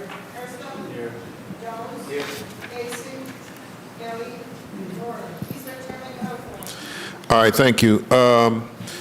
We're here to hear ordinance number 892, 2023 by council members McCormick, Bishop, and Griffin. This is a departmental request, an emergency ordinance to amend section 517.02 and 517.08 of the codified ordinances of Cleveland, Ohio, 1976, as amended by ordinance number 396, 2020, passed June 3rd, 2020, and ordinance number 464, 2019, passed June 3rd, 2019, relating to shared mobility devices and bicycle vendor permit applications. Okay, Director. Good morning, Mr. Chairman. So as you mentioned, today's conversation is about amendments to Chapter 517, which is the Shared Mobility Device and Bicycle Vendor Ordinance. We're proposing 3 changes through this ordinance, and with me on my right is Callie Mersman, and she's going to go through these changes in detail for us. Good morning. To the committee through the chair, I'm Callie Mersman, Senior Strategist for Transit and Mobility. This legislation refers to our shared mobility program. Those are the scooters and e-bikes that we see out in the right-of-way that are available for short-term rental. We currently have 3 companies permitted through the city: Bird, Lime, and Link/Super Pedestrian. The 3 changes that we are requesting to our permitting legislation, the first is to remove service area as something that the companies are telling the city in their application. We would like to set a standard service area of city limits for any companies doing business in the city of Cleveland, rather than allowing them to tell us. The situation we have right now is that each of the permitted companies has a different service area that they determine. So we want to standardize that and set it to citywide. The second change is to move from annual permits. Right now, we have a 1-year permit cycle that we re-up every year to a 3-year permit cycle. We do have a competitive permitting process, so these companies put together their proposals. We've done device demos in the past to select which companies receive permits. But because these are only 1-year permits, we've heard from companies that they are slow to bring the newest technology and devices to Cleveland because they have this annual question of whether they'll be allowed to continue business here in our city. By moving to 3 years, we create an opportunity for longer-term partnership and investment on behalf of these vendors, as well as relieving our administrative burden of annual permitting. We are not in any way changing the city's ability to revoke permits for non-compliance or any safety or other operational issues. So we do still have the ability within that 3-year period to revoke permits or draw back on the program should we need to. And then the final change proposed here is around contracting. As you may remember from past conversations about this program, we issue invoices for 15 cents per trip taken in the city of Cleveland. That's deposited directly into a shared mobility fund established in Chapter 517 to support the program. And so the contracting changes here allow us to more easily spend that shared mobility fund to support the program, both through contracts and professional services. One thing we'd like to do is a data management contract with a software company to track the GPS pings on each of these devices. That helps us understand utilization of the program, where people are riding, parking, starting rides, et cetera, as well as measure compliance for the vendors. And then an example of infrastructure that we would like to pursue with the Shared Mobility Fund is bike racks and signage for more neat and organized parking hubs for the scooters and bikes. So that's a brief overview of the changes. Happy to take any questions. Okay, now the going back to the contracting part, and that's in Section B of 517.08. Is that the one you're referring to? That's correct. Now, I got a question. It says the Director of Capital Projects authorized to employ by contract or contracts one or more professional consultants or firms of professional consultants for the purpose of supplementing the regularly employed staff of the departments of the City of Cleveland to provide professional services necessary to review and to manage the shared mobility program. So are you in a nutshell, you're trying to outsource this to a private vendor is what you're doing? To the chairman, this is our standard professional services language, but it's not outsourcing the program management, the type of data management software that I just mentioned, because it's software as a service that counts as a professional service contract. Just a little bit louder so I can hear. Thank you. Because you're saying so much, and it's I hard to hear apologize. down there. Thank you. To the committee through the chair, the language here in Section 517.08B is our standard language around professional services. We're not outsourcing or replacing program management. That stays with the city. In fact, we just hired a new active transportation planner in city planning that will be the day-to-day program manager of this shared mobility program. What this allows us to do is bring in professional services to augment what we can provide as a city. So one example of that is a data management software as a service contract that counts as professional service because it's software rather than equipment. So that's the type of thing that we would like to pay for out of the Shared Mobility Fund. This example, the data management software, collects data feeds from each of the companies. So each of these devices, the scooters and bikes, has a GPS that is constantly pinging. The software service would allow us to collect that data, and then it puts it into a dashboard that shows us, for example, where in general people are starting rides, where they're ending rides, which of our streets are most utilized by these devices, so we can figure out, where bike infrastructure, for example, makes the most sense.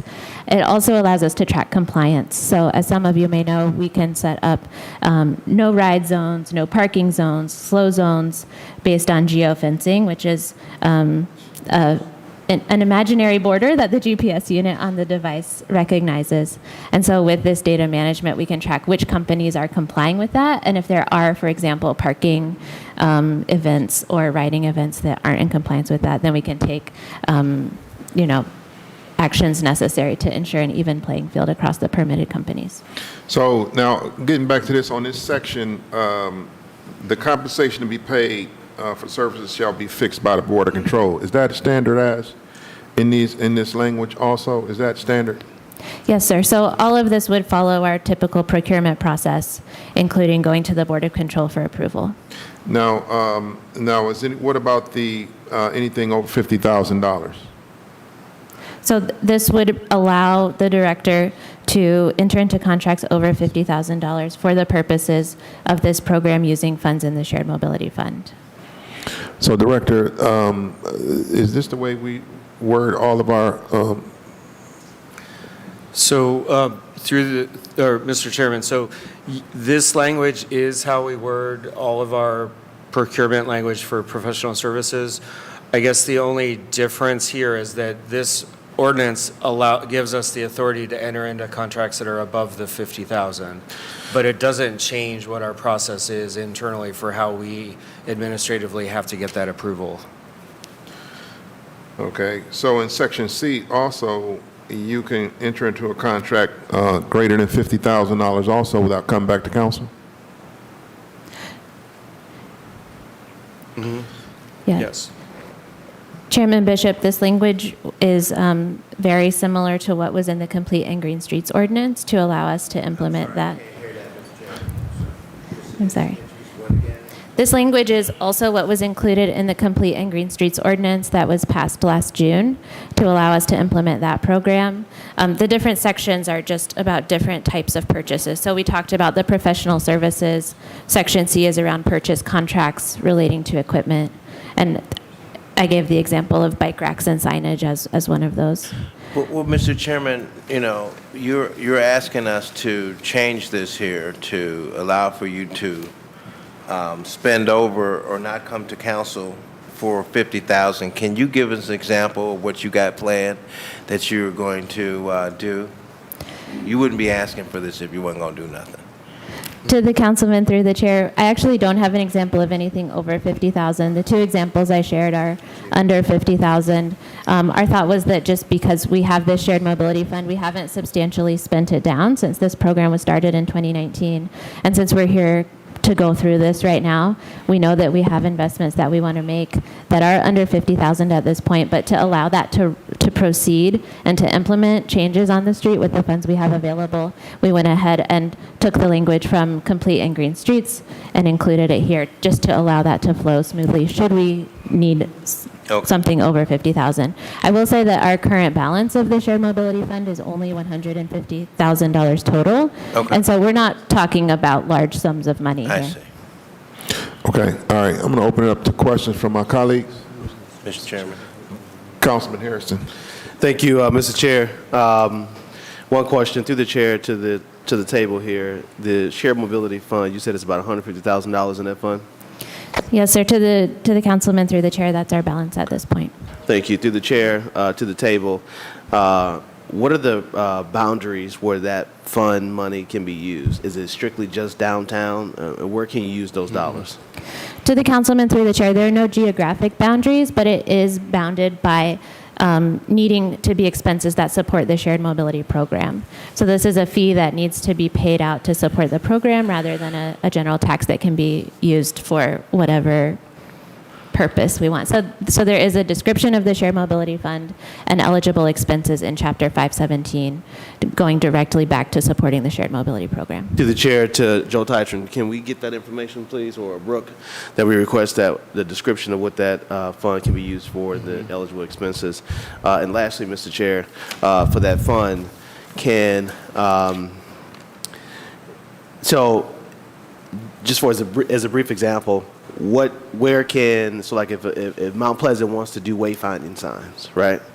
Can Mount Pleasant receive dollars from this mobility fund to do wayfinding signs, in the neighborhood, or Lee Harbor, Lee Seville?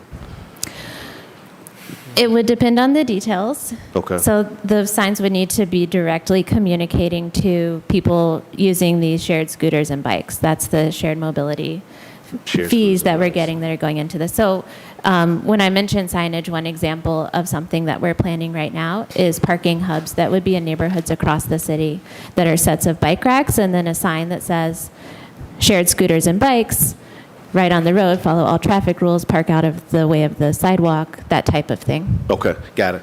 So lastly, in closing, Mr. Chair, it can't be used for just general signage or other type of wayfinding initiatives that communities may have. It has to be directly related to scooters or bicycles, and that's not just your bicycles that you, I don't know if they take quarters. I don't know. You put money into those bikes. I know the scooters, how they work, but you have bicycles ones too that you can rent in there inside of these hubs. That if one of the young people in my ward has a bicycle and they want to park their bike at one of these stations or these hubs, it would allow for hubs like that to be created so that the residents can use them too. Correct? Through the chair.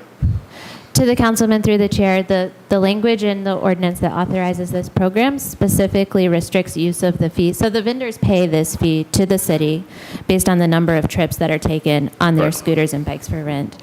The ordinance restricts that specifically to expenses that support the program.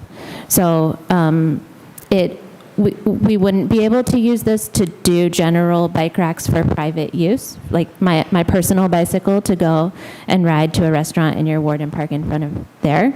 But we could do a shared mobility hub where I could rent a scooter or bike and park it in front of a business in your Sure. ward. Does Got that it. make sense? Yeah.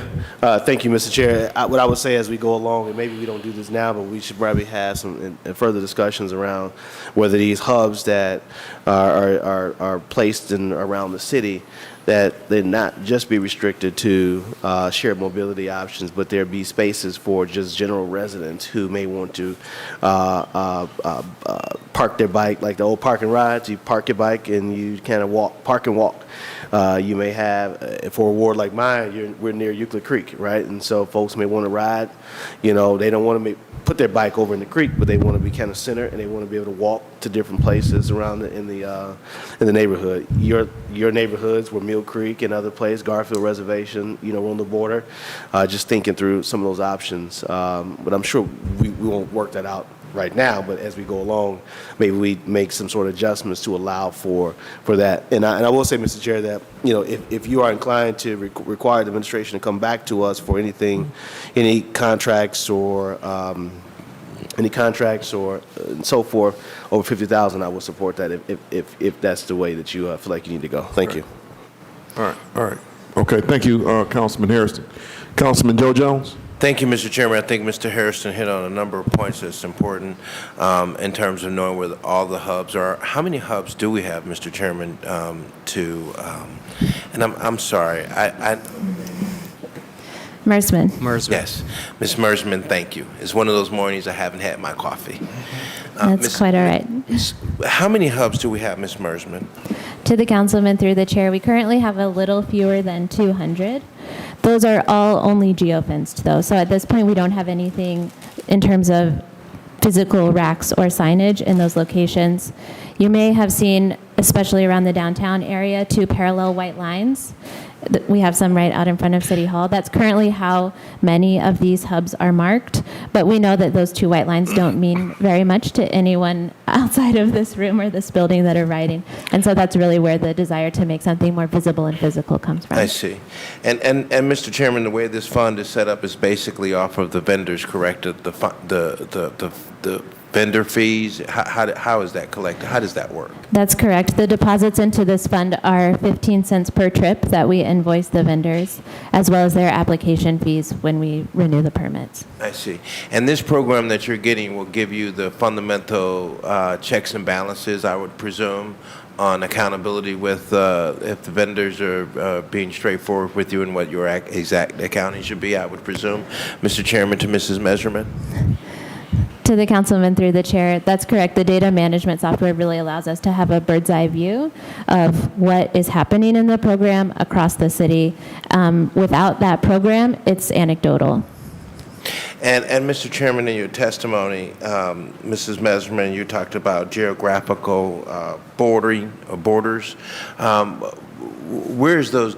Do you have like a map that you could provide for us that shows us those boundaries for where these bicycles and scooters can be driven? To the councilman through the chair, I can pull that. Right now it is different per vendor because we allow them to tell us where they want to do service. So one of the amendments we're asking for is to standardize that to be citywide. But I can certainly, it'll be screenshots from their apps showing their service area, but I can provide that. I see what you're saying. So you want to make sure, as a part of what we're passing here today, is to make sure that they can operate within a zone, a total zone. That's correct. We want them to be able to operate citywide rather than saying, you can only ride my company's scooters and bikes north of I-90, for example. Right. We want citywide service and availability. Right, and there probably will be some who will probably be in agreement with that, and there may be some who probably won't. And what happens if those that say, hey, I don't want to go all over the city, I just want to stay here? That's the wonderful thing about our ability and they are required to have a permit from the city. The city can set distribution requirements, service area requirements, for example, which is one of the changes we're talking about here today. And then the data management software allows us to track. So there's the ability to draw certain zones. For example, say we want to have 5% of scooters in the southeast side or something like that. We can say that, make that a requirement of the permit, and then track compliance using the software. Oh, I see. So they don't have a choice, basically. That's correct. If we make that a requirement of the permit, then it is a requirement to do business in the city. I see. Mr. Chairman, thank you to Mrs. Measurement, and I have no unreadiness on this. All right, thank you, Councilman Jones. All right, is there any other questions? If I may, Chairman, just to address Councilman Hairston's point about parking for residents' bicycles. I know a lot of people also own scooters now. We're launching a mobility planning process citywide this fall that will look at infrastructure, including racks, bike lanes, et cetera, for all types of bikes and scooters in the city.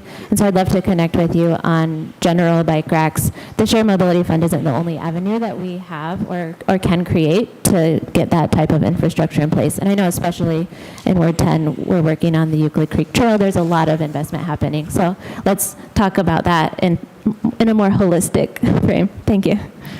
Okay, all right. One question. So these scooters, I see certain folks driving these scooters far up into the neighborhoods.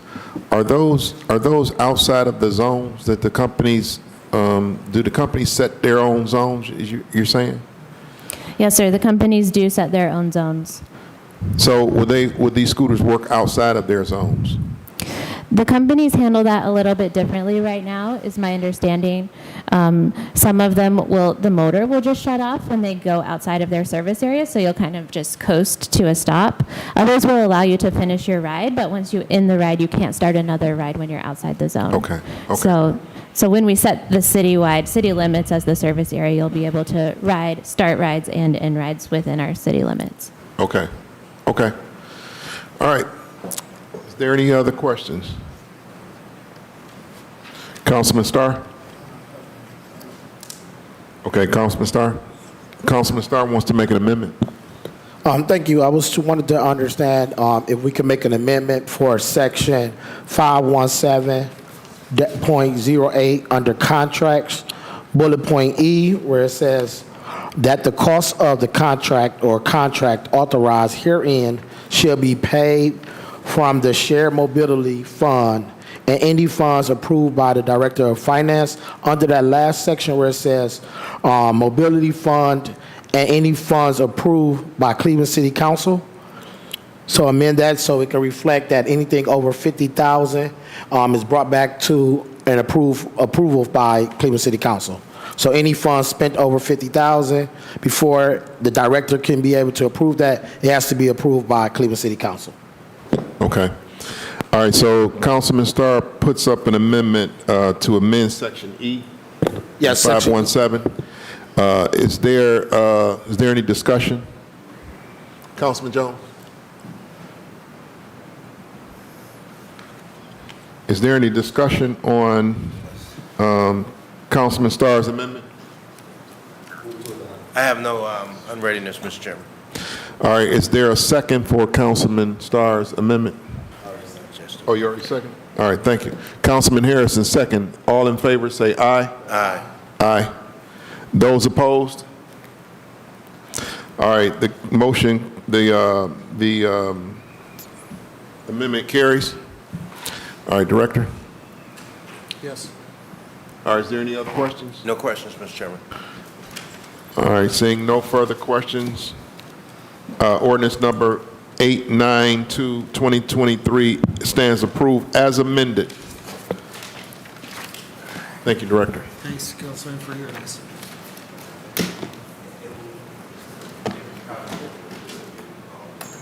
We're not finished yet. Come on up.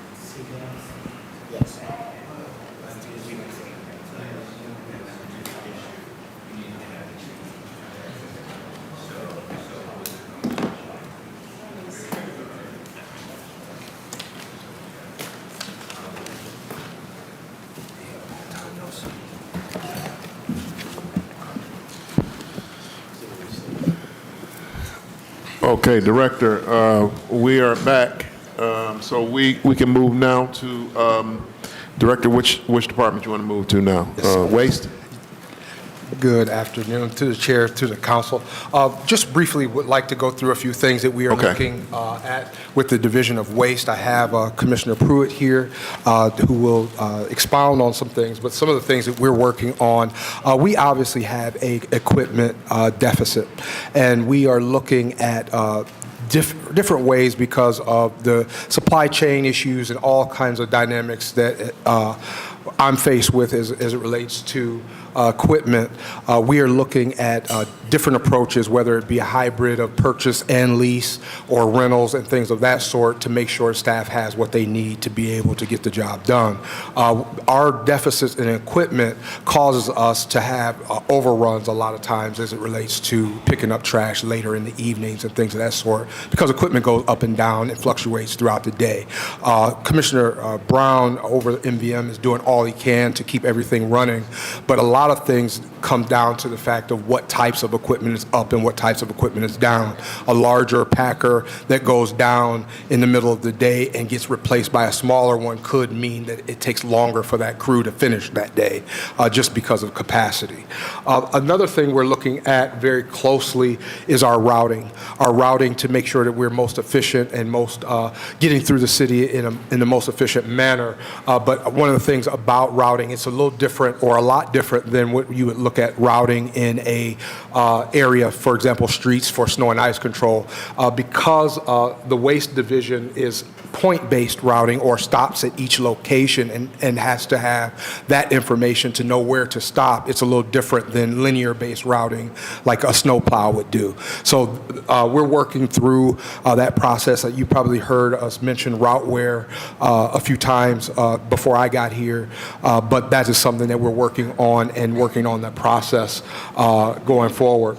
We're also looking at street receptacles and revamping what our street receptacles look like, those older regular concrete receptacles are, most cities have gone away from those. We're looking at a new type of receptacle for the street and also assessing where they are and do we need more in certain areas and things of that sort.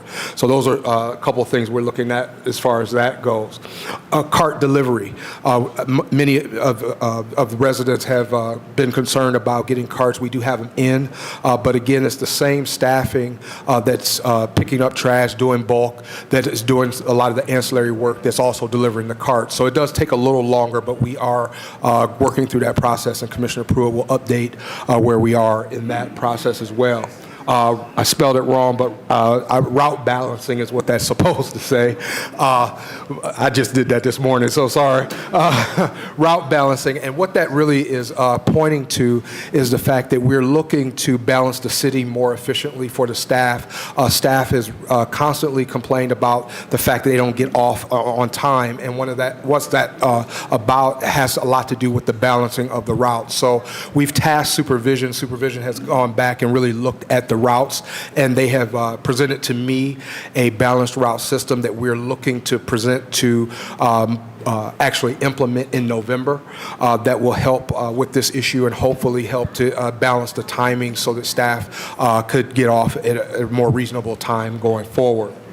Another thing, the Commissioner, I really respect and really appreciate that he's done is really been focused on supervisory training.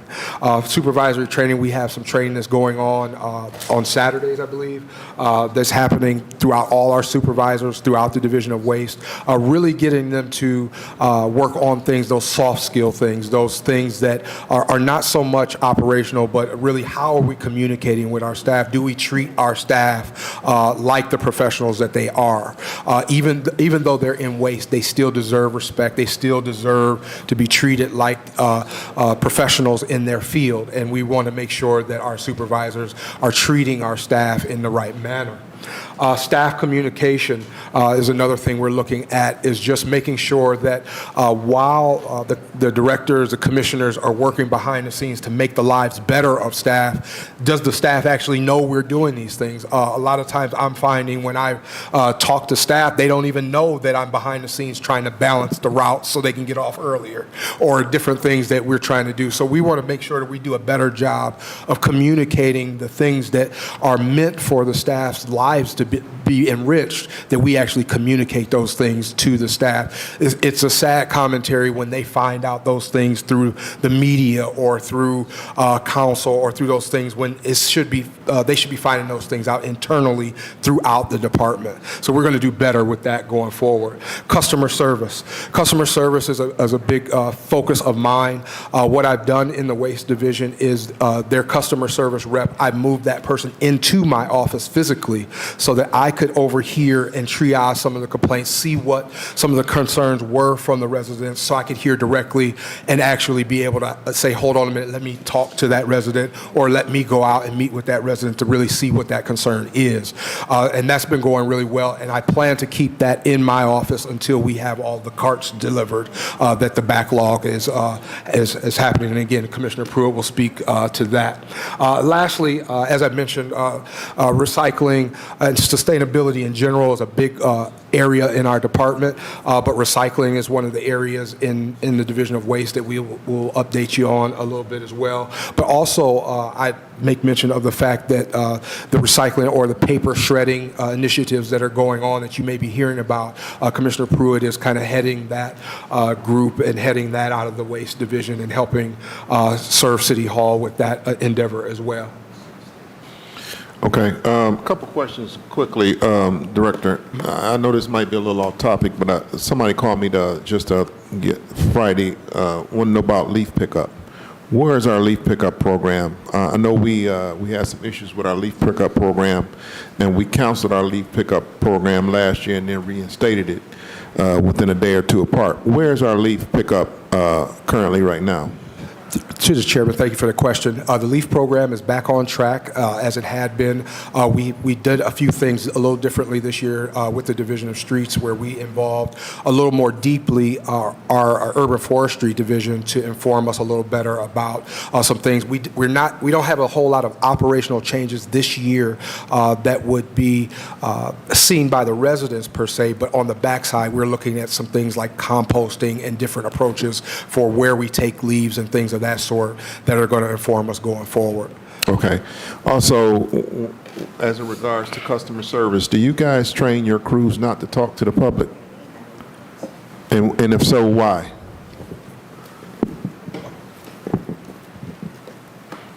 Mr. Chairman, yeah, we definitely inform the waste collections, the trucks and the drivers to not talk to the residents for a number of different reasons. One is they often can't hear when they're behind a packer, and especially the PTO is running, they can't hear what's being said. Also, if they're compacting the trash, there's things that pop out. Also, most of the drivers and the collectors are not necessarily trained on all of the policies and procedures. What they're informed to do is let the resident know, hey, we'll get a foreman out here to come and speak to you if you have a specific question. Also, the way we operate, we want to move quickly. We do not want to spend more than 20 to 30 seconds at a location in order for it to get through the route quickly.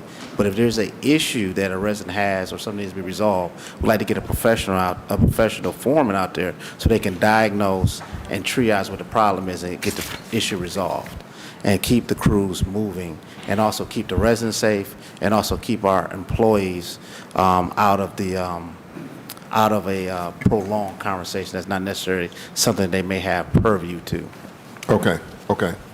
All right, go ahead, Commissioner. You want to go through your opening remarks? Thank you. I appreciate it. It's a good opportunity for us to get to talk. It's the men and women that I represent, some of the hardest working individuals in the city of Cleveland.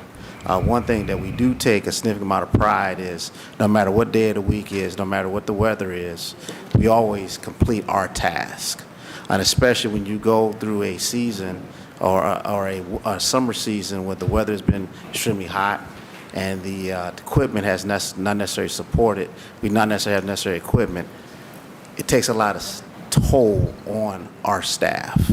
And even though they weary, but they do not wear out and they do not quit. We are now starting to see the light at the end of the tunnel. We're in the process of onboarding about 40 new employees. That adds a new breath of life to the division. And additionally, as a director has mentioned, working with my colleague in motor vehicle maintenance, finding the right type of equipment and also retooling our division for the future. Many of you, all of you are residents, and you remember when we first rolled out the cart system back 15 years ago, and the idea was to try to do an automated system. That never really came to fruition because we never became fully automated. Majority of the residents do comply with what we request in our guidelines of keeping trash inside the cart, but that's not necessarily the case across the city of Cleveland. What we also was finding was sometimes the best practice is the old practice, just a regular garbage truck with a packer in the back that you load from the rear with two tippers. And it's always, division of waste across the country is always going to be a manual process. The much as you try to automate, sometimes it puts you in a trick bag because you can't service every part of the city as efficiently as possible. So retooling our division so that we have the same type of vehicles, standardizing our crews, and making sure that we stay fully staffed is something that's going to really pay dividends for the long term. Additionally, there's two very important things I would like to talk to this body about as we go into this, as we are in the fourth quarter this year. As the director mentioned about route balancing, what that really means is that we're changing a segment of the population's days of the week that we serve them. These routes the days of the week that the city of Cleveland instituted was over 50 years ago. And as you can imagine, that the demographics of our city has changed. Some parts of our city have remained fairly stable, But you have parts of the city where the population has declined, and you have a lot of abandonment and also a lot of demolition. Well, other parts, the population has blown up, and it really puts a significant strain on our ability to provide service. So there will be a number of council people that will be impacted far more than others. But what we're going to do is we're going to over-communicate and work with you and work with your office to make sure that no one gets left behind. Because it's going to be a change. If someone is accustomed to putting the trash out on Mondays or accustomed to putting out the trash out on Tuesdays, it will be a change, but we will serve them. And we will get them to the point where they understand how they're impacted and make sure that it's as smooth as possible. But that's coming to a theater near you in the second week of November. Additionally, we are going to start the process of retrieving blue carts for individuals who chose not to recycle into the program. I will say that it's been a tremendous success to see over 70,000 City of Cleveland households who want to be a part of the recycling program, and we are encouraged more to join. But in the interim, we are going to start that process of retrieval, and we'll work with the same thing. We'll work with your offices so that way there's not a lot of confusion who's getting their carts taken versus who's not. Additionally, what we want to make sure is that we're not here to arm wrestle the cart from any household. If they want to opt in on the site, they're more than welcome to opt in, and we will much prefer that they are in the program and they keep their cart. It's just that we want to be able to pull the additional carts off the street for the folks who choose not to do so. But we're going to do it in a manner that is not intrusive, but is also inclusive for folks who may have not understood or received the message that this is for you as well. Those are the two of the main things I really want to talk to this body about. But additionally, we got some things coming, that's seasonality. As you know, that you just asked about the LEAF program. LEAF program is not purely a Division of Streets program. It's also a Division of Waste program. For the parts of the city to not get automated leaf service, it is a manual process that we collect leaves in the bags. Also, that time of the year, it gets dark earlier.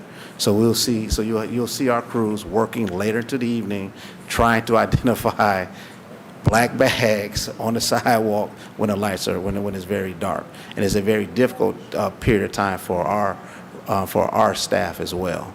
So what we always ask residents to do is bag no more than 20 to keep them on the tree line, and then we will serve them as best we can, but we will complete the task as we go through that season. The best thing I noticed, Councilman, is that if you ask us questions, carts, the director mentioned cart delivery. We do have carts. The funding has been provided. We have not had an issue with carts. What we always have found ourselves is we had an issue of making sure that our crews that collect trash are fully staffed prior to us being able to staff crews to deliver carts. We have enough employees in place now that we are starting in earnest of delivering carts, and we'll have our backlog completed before Halloween. Okay, all right, that was a question. Of course, when are we going to get all these carts taken care of? Now, how many carts do we have? Do we have enough carts in stock? Yes. For us to accommodate everybody that has requested? Because I think that's the number one requested item on 311 in the waste department is carts, followed by pickups. So we do have enough carts. Yes, Mr. Chair, we have 13,000 carts in stock, and we have a little over 1,500 service requests. Okay. So we have plenty of carts. Okay. All right.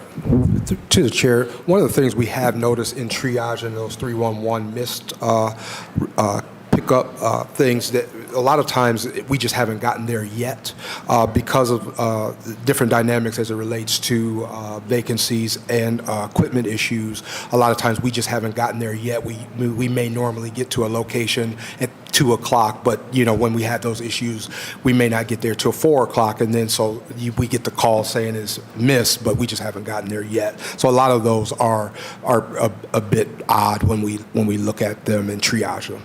And if you don't mind, Director. Sure. Hey, Mr. Chair, also, one thing I can say about Mr. Chair, about the men and women. We do miss. They are human. The unfortunate thing, they are human. They do make mistakes, but we very rarely miss for the amount of trash that we collect. They're very accurate, and that's a testament to their professionalism and how well they know the city. So on occasion, we do miss, but it's very rare in most cases. Okay.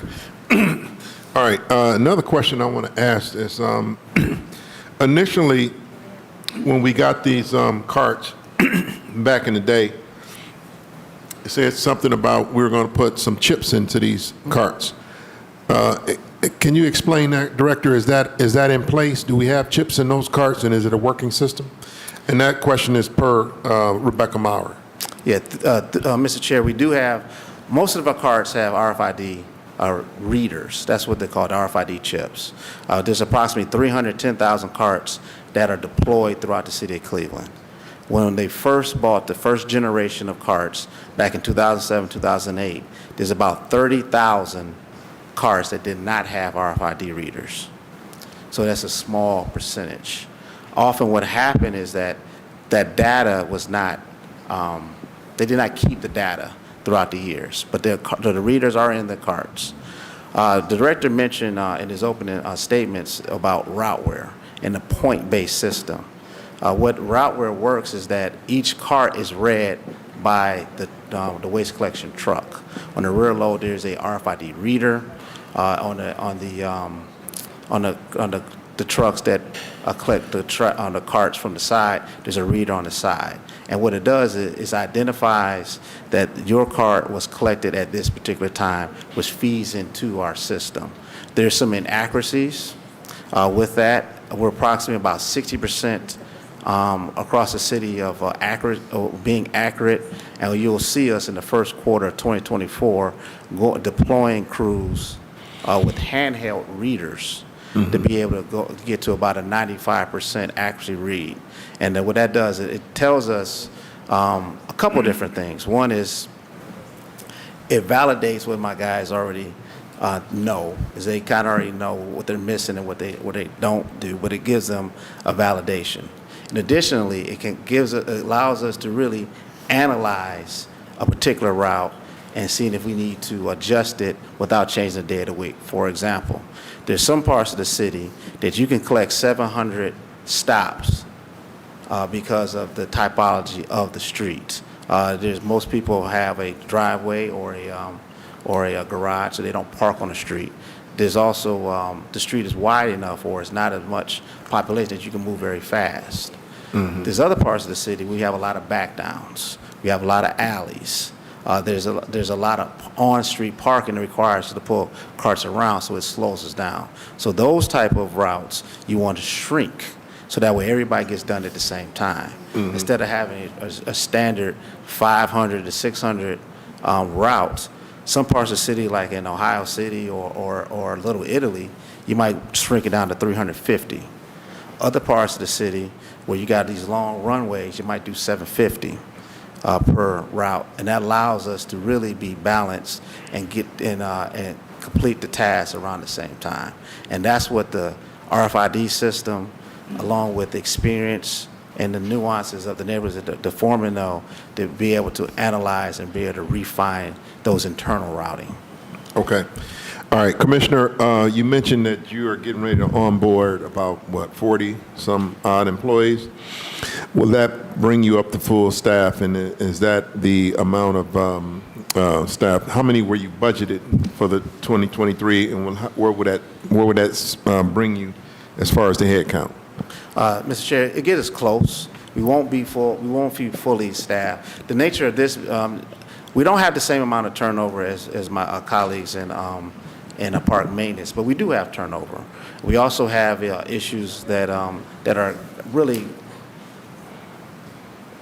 a lot of our employees have a lot of wear and tear. So you see a lot of individuals that are on some sort of medical leave, either a BWC or a FMLA leave. So we also backfilling those individuals as well. We're budgeted for about 98 full-time waste collectors with 24 seasonals and 82 waste collection drivers.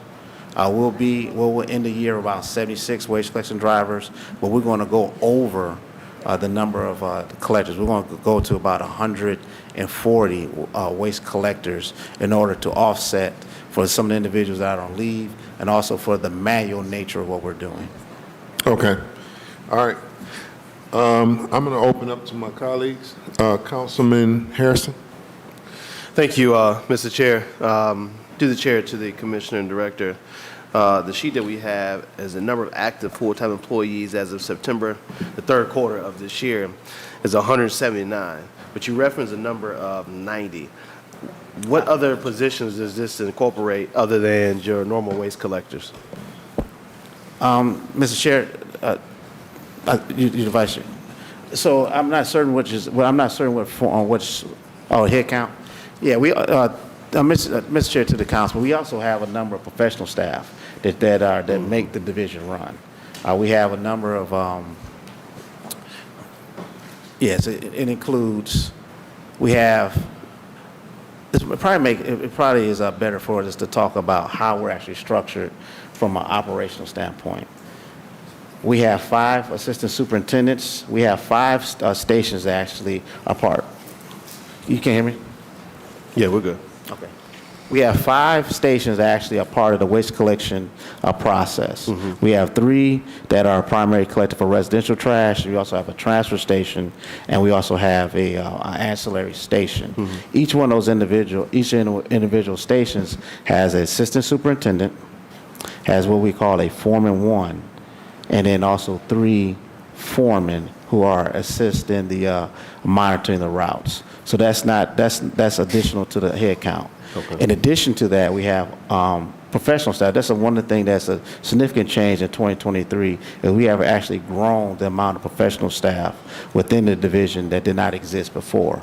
We are now internalized our own hiring process, our own payroll process, our own and also our own HR functions are part of the division as opposed to in years past. And additionally, monitoring our ITS systems and things of that nature is also internal to the division, which has a significant change. We also added a few more staff members to our professional head count. Does that answer your question? Through the chair to the councilman, that number I believe you got from finance, that gives you a total head count for the entire division, but it's a head count that are active, and to the commissioner's point, that there is, you're going to see a delay. So he's bringing on extra people. So that 179 is going to embody, he's got, I think, 82 drivers, 100-something collectors, and probably about maybe 20 in supervision that's budgeted. What you're actually saying is what we actually have butts in chair.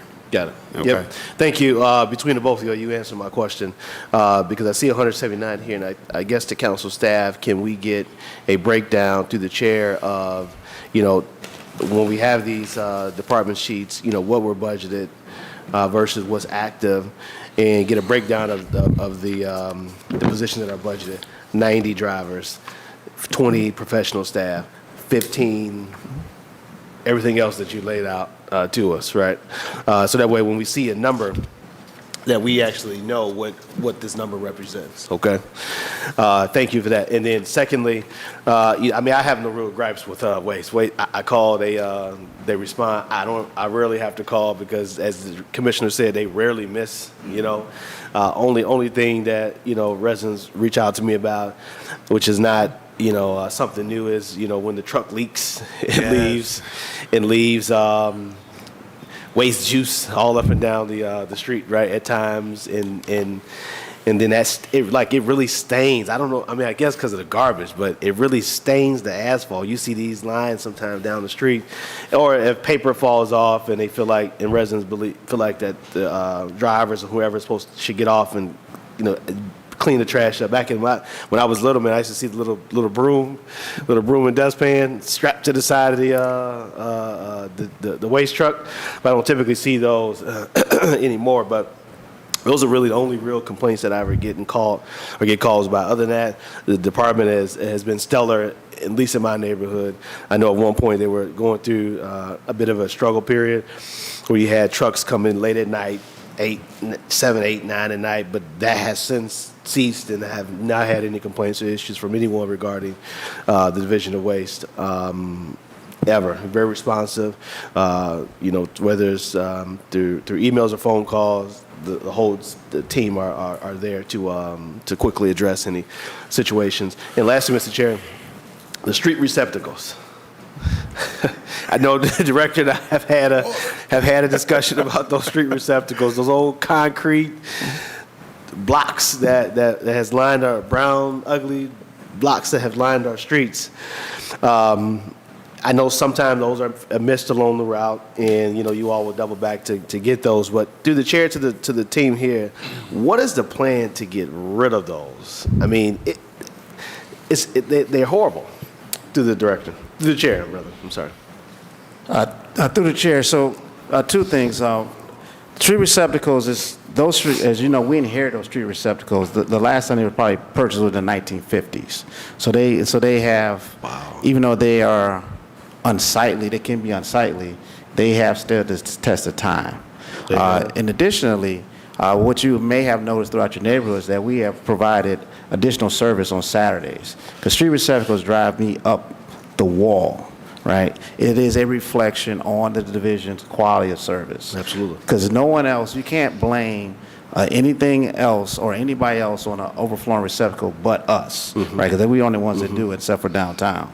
So therefore, I look at it as a example of quality of service. So you may have noticed that every Saturday that we're deploying crews throughout the neighborhoods to service street receptacles. Every receptacle in the city of Cleveland needs to be serviced at a minimum of twice per week. Minimum. There are some parts of the city that needs to be serviced more often, and other parts that can probably be serviced 5 to 6 days a week because of the nature of that typology, that community where you have so many people out using the receptacles. So we identify that as an issue, and we do it out of high. What I mean by that through the chair is we do that during overtime, and we do it. We make sure that we put an emphasis on that. In reference to replacing those receptacles, we have identified two types that we think works well.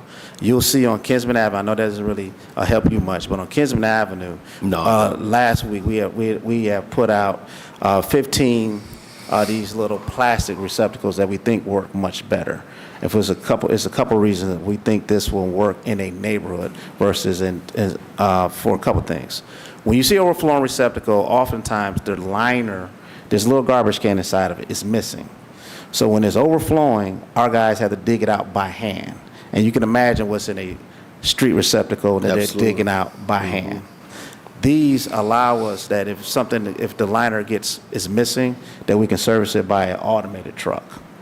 Also, they're not as cumbersome that they can be emplaced by humans versus having a specialized truck to pick up these concrete receptacles.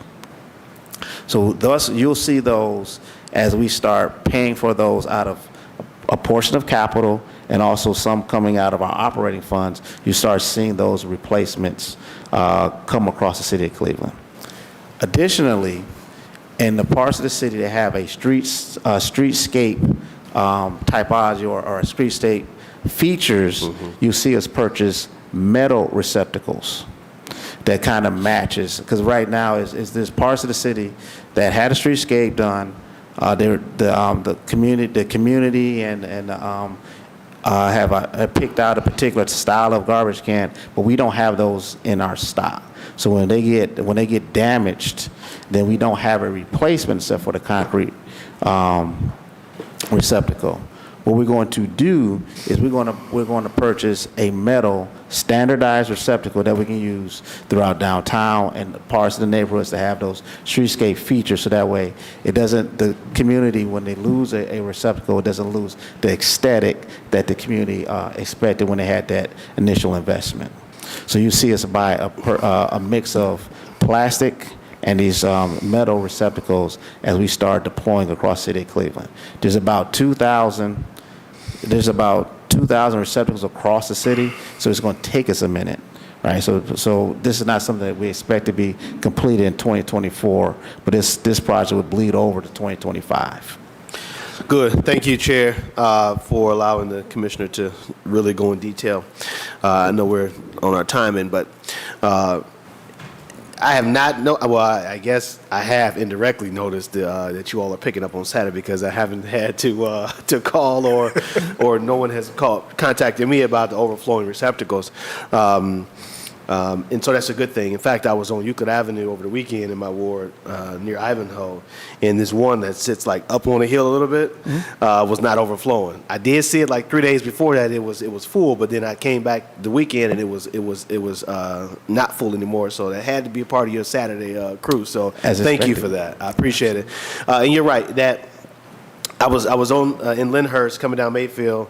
I was at the light right where that plaza and the Sam Ash musical store is there, and I looked at the light there. They have these plastic kind of receptacles, and it has like a little, not a lock on it, but it's like I guess it is a form of a lock. It's like a little lock, and looks like there's a special tool that you need to take it off with. Sort of like if you get an Allen wrench or something like that you can't just pop it off and remove the liner out of it. Just wondering whether, because we think about the metal, the snow, the rain, all the elements, they begin to rust, right? They begin to rust, and we'll have a bunch of rusty metal cans all across the city, whether it makes sense to, if that plastic feature is working very good on Kinsman, that we utilize that method for easy to be able to lift it, better, right? The automated hand can pick it up and dump it if you need to, but also whether they can come with some sort of little locking mechanism on it, so that way folks can't take it, walk away with it. And I think theirs were bolted to the. I don't know if they were bolted to the ground, but I know they were locked for sure, right? That allowed them to. For that department to only be able to take the top off and remove the top. So as we go along to that, maybe we consider some of those options. But you're right, because like East 140th Street, the street is being redone completely, right? And what do we replace there? You have a beautiful street. Do we leave the cans? No. So I hope, as 140th is done, that we come back and we make sure that there's newer cans put out on those streets. Euclid Avenue, my ward, from Ivanhoe to the Euclid border, that underwent a TLC planning initiative. Some of that work is a result of that, and there's more work to be done. But if we can get those cans replaced while the work is being done, the infrastructure work has been done, that would be a very positive uplift along that corridor. Some murals have went in, some other murals are going in. So when you talked about those neighborhood plans or those street improvements or those streetscapes, there's some of them that are happening right now across the city that, are we, through the chair, prepared to add cans at the moment to streets like 140th or Euclid Avenue once that work is complete? Through the chair. Through the chair, oftentimes those are paid for by the project. Those receptacles are part of the project. What we're tasked with is that we have to do the replacement once they are damaged or once they become damaged. So that's where I focus our attention on. We do have limited input on what they purchased, but our key focus on making sure that whatever is out there, we can replace it with a like product. Got it. Right. And I don't mean to cut you off because I want us to. I'm gonna move on from this. Do the chair lastly that I think those streets there was not a plan set in place to purchase trash cans, although they were identified in the plan. Okay. But there was not money set aside to do that. So my thought is, is there a way for Waste to be able to add some new cans along 140th Street? In fact, some of them were removed years ago because they were just broken up cars and hit them, and all you see is the rebar wire that really need to be added back to those streets. But we could talk more about it. I was just, when you mentioned that, it just my mind started moving along. But thank you, Mr. Chair. A short answer, Councilman, through the chair, is yes. All right, thank you, Councilman. Councilman Starr? First, through the chair, I just want to say thank you all for coming today. But definitely, I want to ask Chair, could we do or make sure we get scheduled streets so we could talk about what's the plans for the snow coming up? I know last year we were prepared through the chair, but Mother Nature didn't send us no snow. Now, as a betting man that I am, I believe we will get a lot of snow this year. So just looking at the weather supposed to drop, at the Browns game yesterday, it was pretty warm. But the Mother Nature and the news is predicting the temperature start to drop. So try to see if we can get ahead. Obviously see about the new app that was going to roll out last year, see where we get those things installed, and just get, Commissioner Scott and all of them here to the table with Public Works. I think that'd be very important to get that scheduled as soon as possible, too. Chair, thank you. All right, thank you, Councilman Starr. One question I have for the commissioner, the trucks, we have these GPS units in our trucks. Are those fully functional? Can you speak to us about that? Most of them are, through the chair, Mr. Chair, most of them are functional. Oftentimes, we had a couple of things that go on. When we deployed the route system, it has a GPS component. The trucks that we had in the fleet at the time received the new installation of the hardware. We had some trucks that have been scrapped since then, and we have some trucks that have been purchased since then. And additionally, some of those trucks, the antennas get damaged, and that we are in the process of hiring a vendor that will make sure that any hardware that's damaged is replaced properly, so that way they stay functional. We're probably about 80% of our fleet have a GPS units on there. Okay. All right, Councilman Jones. Thank you, Mr. Chairman. A lot has been said, and I want to agree with my colleague, Anthony Harrison. For the most part, I don't have a problem with waste collection. I think that the commissioner is, the director is, your commissioner is right on point, Mr. Pruitt. Every time I call him, he's there. He makes sure he returns the phone call. So I'm appreciative of that, to get that service, because a lot of times our citizens, you know how citizens are microwaved. So they want to see that change as quick as possible. And every time I've had an opportunity to call Commissioner Pruitt, you've always answered the call. So I'm appreciative of the service being rendered to the citizens of Ward 1. One of the things I want to talk about, and I think, again, my colleague touched on this, but this is a critical thing because it didn't happen as bad as it, and I know I mentioned it to you, Director, about this, is the garbage containers leaking out. What can we do to stop that? Mr. Chair, are you talking about the trucks? Yes, because there is, at first it was like every now and then you may have some of that. I'm just speaking from my experience from years past, bringing it all the way up to now. Now it's every time they come out, it's like you pick the garbage up to keep the neighborhood healthy, not to put biomaterial all around the streets. And the problem that we're seeing now is that this is so frequent and not being addressed that the whole neighborhood smells really bad for days after the garbage pickup. Through the chair, the garbage trucks are designed actually to leak, right? That's something that most of to a layperson may not know.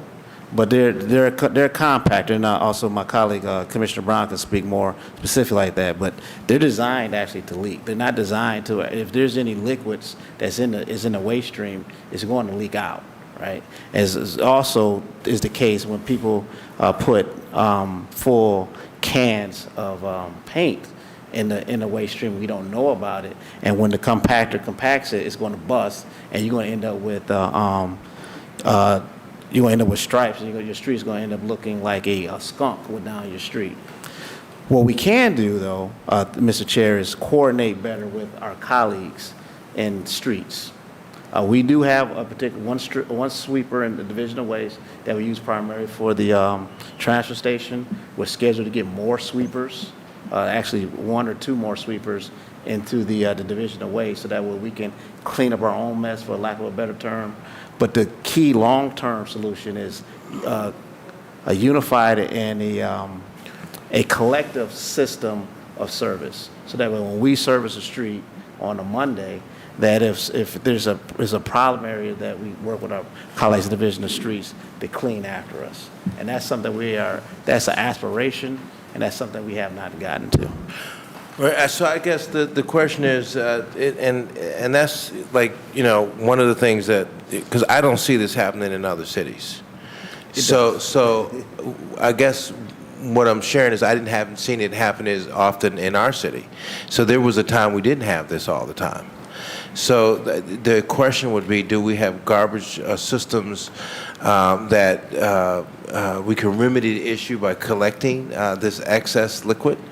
And then maybe having some kind of way to be able to dump it somewhere else versus having to just constantly flow out in the street, because it's really bad. And if we had to have a street sweeper come behind every time you bring your trucks down, that would not be economically efficient. Well, through the chair, actually, it happens in all communities because the garbage trucks are all designed the same. Often, what it is, you got to look at it from our division from this standpoint. We collect what's put out, right? So if someone puts something in their trash can that is leaking or is full, then it's going to come out. Or if you have trash that's sitting outside of the truck and you have a particular weather on the day, rainy day or things of that nature, when it's placed inside, it's going to leak as well. So it's a byproduct of what's actually in the stream. But the trucks are designed to have a little bit of leakage to come out, the leachate to come out. And one of the key things is to do is really just identify areas where we had a significant amount of leachate and clean up afterwards. Director, did you want to respond? Through the chair to the council member, I agree with all of what Commissioner Pruitt said. One of the other things is about education. Education is a big portion of this topic, and also the recycling program. One of the things that I've noticed throughout my career is the more participation in recycling, the less leakage, because people have cleaned out and disposed of everything, to recycle it. So a lot of that informs that process as well. One of the things that we've been doing in the streets division is trying to develop a process to where our everyday core service does kind of mirror the waste approach, so that, even though there may not necessarily be a complaint, but there will have been a street sweeper come behind that trash pickup within that month. That's why we try to get 3 to 4 complete sweeps of the city every season, to at least make sure that we've gotten behind. And then, of course, if there's any other concerns or service requests for leakage in the trucks, that does occur. Also, can I, Mr. Chair, to the councilman's point, we know it's an issue, so we understand. We're not unsympathetic to the issue. One of the things that we have identified is we do need to do a better job of cleaning up our own mess, so that when we, as I mentioned, we are going to source 2 more street sweepers that allow us to deploy to where we have a particular area that is a significant amount of a leachate that's came out. We can treat it with the oil dry and then sweep it up and try to keep the complaints down until streets come back and serve the area in a more complete manner. And the reason why I was asking, because I'm looking here online, because it's a wonderful thing about these things called computers and Googling, is trucks that are able to collect the juice, much of the juice, before it leaks. So if we could look into that, because if I can Google it and it's there, right? So the issue is how do we make sure that when we are going, and I appreciate knowing that it's an issue, but how we resolve it so we won't be duplicating a lot of work for other folks to do. So there are those trucks that are out there. I'm not sure if we, how we got, or if we could even retrofit some of these plans, but I haven't looked into it. It's just a quick look. But how do we, Mr. Chairman, to the director, find a way, some kind of resolution to this, because it's not getting better, it's getting worse. So the issue is maybe a lot of these people, and here's another problem too that we're hearing a lot about, is the carts. So we have the people who are driving the garbage trucks, and when they're picking the carts up, they're damaging the carts, and they're tearing off the lids. I know my lid was torn off. I appreciate the city coming out there and replacing it right away. And I just over the weekend talked about another lid system. I think I left a message or something like that on your voicemail, where the lids are not there, the water of the rain is coming into the garbage can. Because ideally, if people got their container lids closed, we shouldn't be having so much water. And it's in there, and whatever else, God knows, like you say, paint and stuff and other kind of stuff like that. But if we got to find some kind of fix and solution to that, because that's a life quality kind of issue for our residents, not to come down the street after Monday and then they still smell of refuge on Saturday. So at the end of the day, if we could look into that, I'd be appreciative, Mr. Chairman, to the director. And then the next piece is you talked about employment. How many open availabilities do you have, and can you communicate consistently with us so that we'll know when those availabilities come so we can put it in our newsletter and then let folks know that those jobs are available and that they can get them? Mr. Chairman, to the Commissioner. Through the chair, yes, we can. Currently, we never have an issue with candidates. We always have an abundance of folks who are interested in employment with the city of Cleveland. Is often the issue is onboarding and hiring. Once we believe we have solved the Rubik's Cube and reduced the hiring process from a 200-day cycle to about 90 days, and that really helps us significantly. And that's part of the issue, that the hiring process took so long that you would lose on occasion some qualified candidates, but also it just take you so long to backfill once you lose an employee. But we definitely, when we have, especially, or we're looking to do a more prolonged hiring process, we'll definitely communicate with councils. That way we have every individual that's interested is aware of the opportunity. Okay. And then lastly, Mr. Chairman, just for waste collection, the containers, which I'm starting to see more of, and I get complaints from citizens about and this has been always in our ward. I mean, whether it been with containers or just leaving garbage refuge out on the street, or putting trash can containers out, right, bags, having them left over after the garbage day is a big issue in Ward 1. I mean, the citizens really have a problem with it. And so then they're calling me a gazillion times on the phone. So then I'm calling you a gazillion times on the phone about these containers. And we talked a little bit about it. What I'm seeing now is a lot of people who have rental properties, new people coming into the neighborhood with these rental properties. They don't care, so they're leaving their containers out. And so now I'm starting to see it often. And I remember we used to have a guy that go around and just write tickets. So, and that stopped it.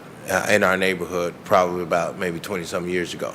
They just started writing tickets, for leaving garbage cans out after garbage day. So if we could start enforcing that, Mr. Chairman, to the director, we could start in Ward 1. Now I'm starting to, first I would call about 1 or 2 chronic issues. Now it's like, I would really literally have to spend my day now writing addresses down on the number of containers and locations now that are being left out, because we have increase in rental properties happening in the city of Cleveland, and in particular Ward 1. Through the chair, what we'll do is we'll send more supervisors back out. Often we focus on the day's work. We don't go back and we don't look ahead. That's why it's a complaint-driven system. But now that we received your complaint and we understand your concern, what we'll do is we'll start sending folks back periodically to try to enforce some of the folks who are chronically leaving their carts out. Right, and here's where it gets so bad, Mr. Chairman, not to beat the dog, so to speak. What makes it so bad is that, they're leaving them out all the way around to next Monday. Yeah. So like on day Wednesday, we still got garbage containers. Friday, they're still out. So through the chair, we understand. So what we'll do is we'll start sending crews through and we'll focus in on Ward 1. Thank you, Mr. Chairman. Thank you, Director. Thank you, Commissioner. All right, thank you, Councilman Jones. All right, Director, I got a couple questions on the budget. On page 3,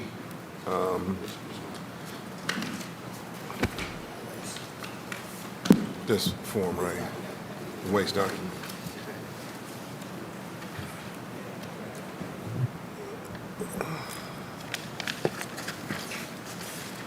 So, hold on, I just had it here.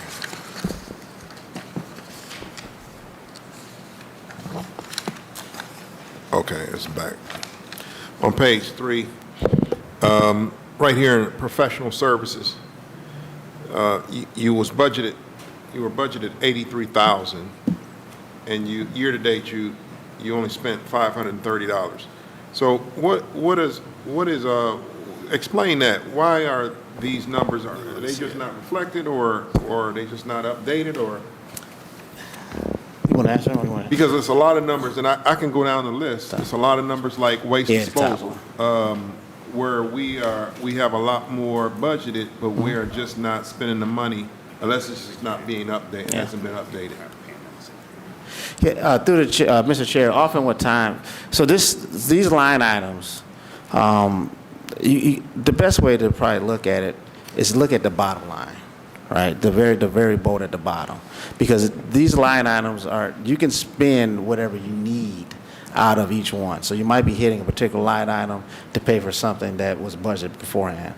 So right now, the key thing to look at is that we're about 44% of this section of our operating budget, which is a positive thing, right? Which means that we're using our resources well, and we are projected to come under budget. And that's done from a number of different things: management, and also just the way that we operate. What we will do is you'll start seeing before the end of the year that we'll probably get closer to about 70% of this section being spent up, because we're going to do things that many folks have asked for. So for example, we're going to buy some street receptacles out of this line item.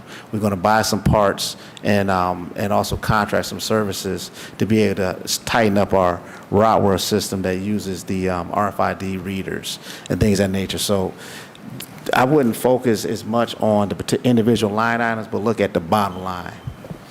Also, Chair, also, if you take a look, for instance, that professional services is a contractual kind of line. So Right. we may have bought, if you take a look at that, where you see janitorial services, you see that number is over, right? You see that number is over, it's in the red. And that's probably because what we should have done from that number line, we got it from this one. So to the Commissioner's point, we're doing contractual things, but we're doing them in different places. Okay. So when you see those numbers, well, you haven't spent there, well, you'll see overs in other places, and that's probably why. Okay. Through the chair, I believe that once we get closer to finance and the budget reviews, that'll clear itself up. So all these things be transferred back in the transfer ordinance, or you gonna spend them? No, we're going to spend through the chair. No, I'm going to spend. You give me money, I'm going to spend it. Right? There ain't no give back. No, I actually, missed that one. We complaining and not spending. Mr. Chair, we actually need this, right? So this is not, I mean, this is very important. I mean, we do need this, and then what it is, it also takes time. When you spend, just because you fund us in a certain area, we have to go out for our procurement process. It means we do our research for type of trucks that may not leak, or things of that nature, route systems, those different things. It takes us time to first research, then go out for bid, and then procure the item. And that's where it's always going to be a delay in what we expend. But we try to be good stewards. No, we don't try to be. We are good stewards of the people's money, and therefore we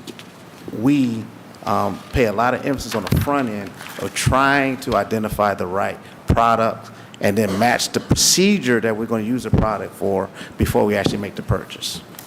Okay, all right. All right, is any other questions from my colleagues? All right, Director, we want to move to motor vehicle maintenance? No, he was just here for support. Oh, he was just here for support. We should be done. Okay, all right. I hope. All right, is any other questions? All right, seeing no further questions, the MSP committee is hereby adjourned. Thank you.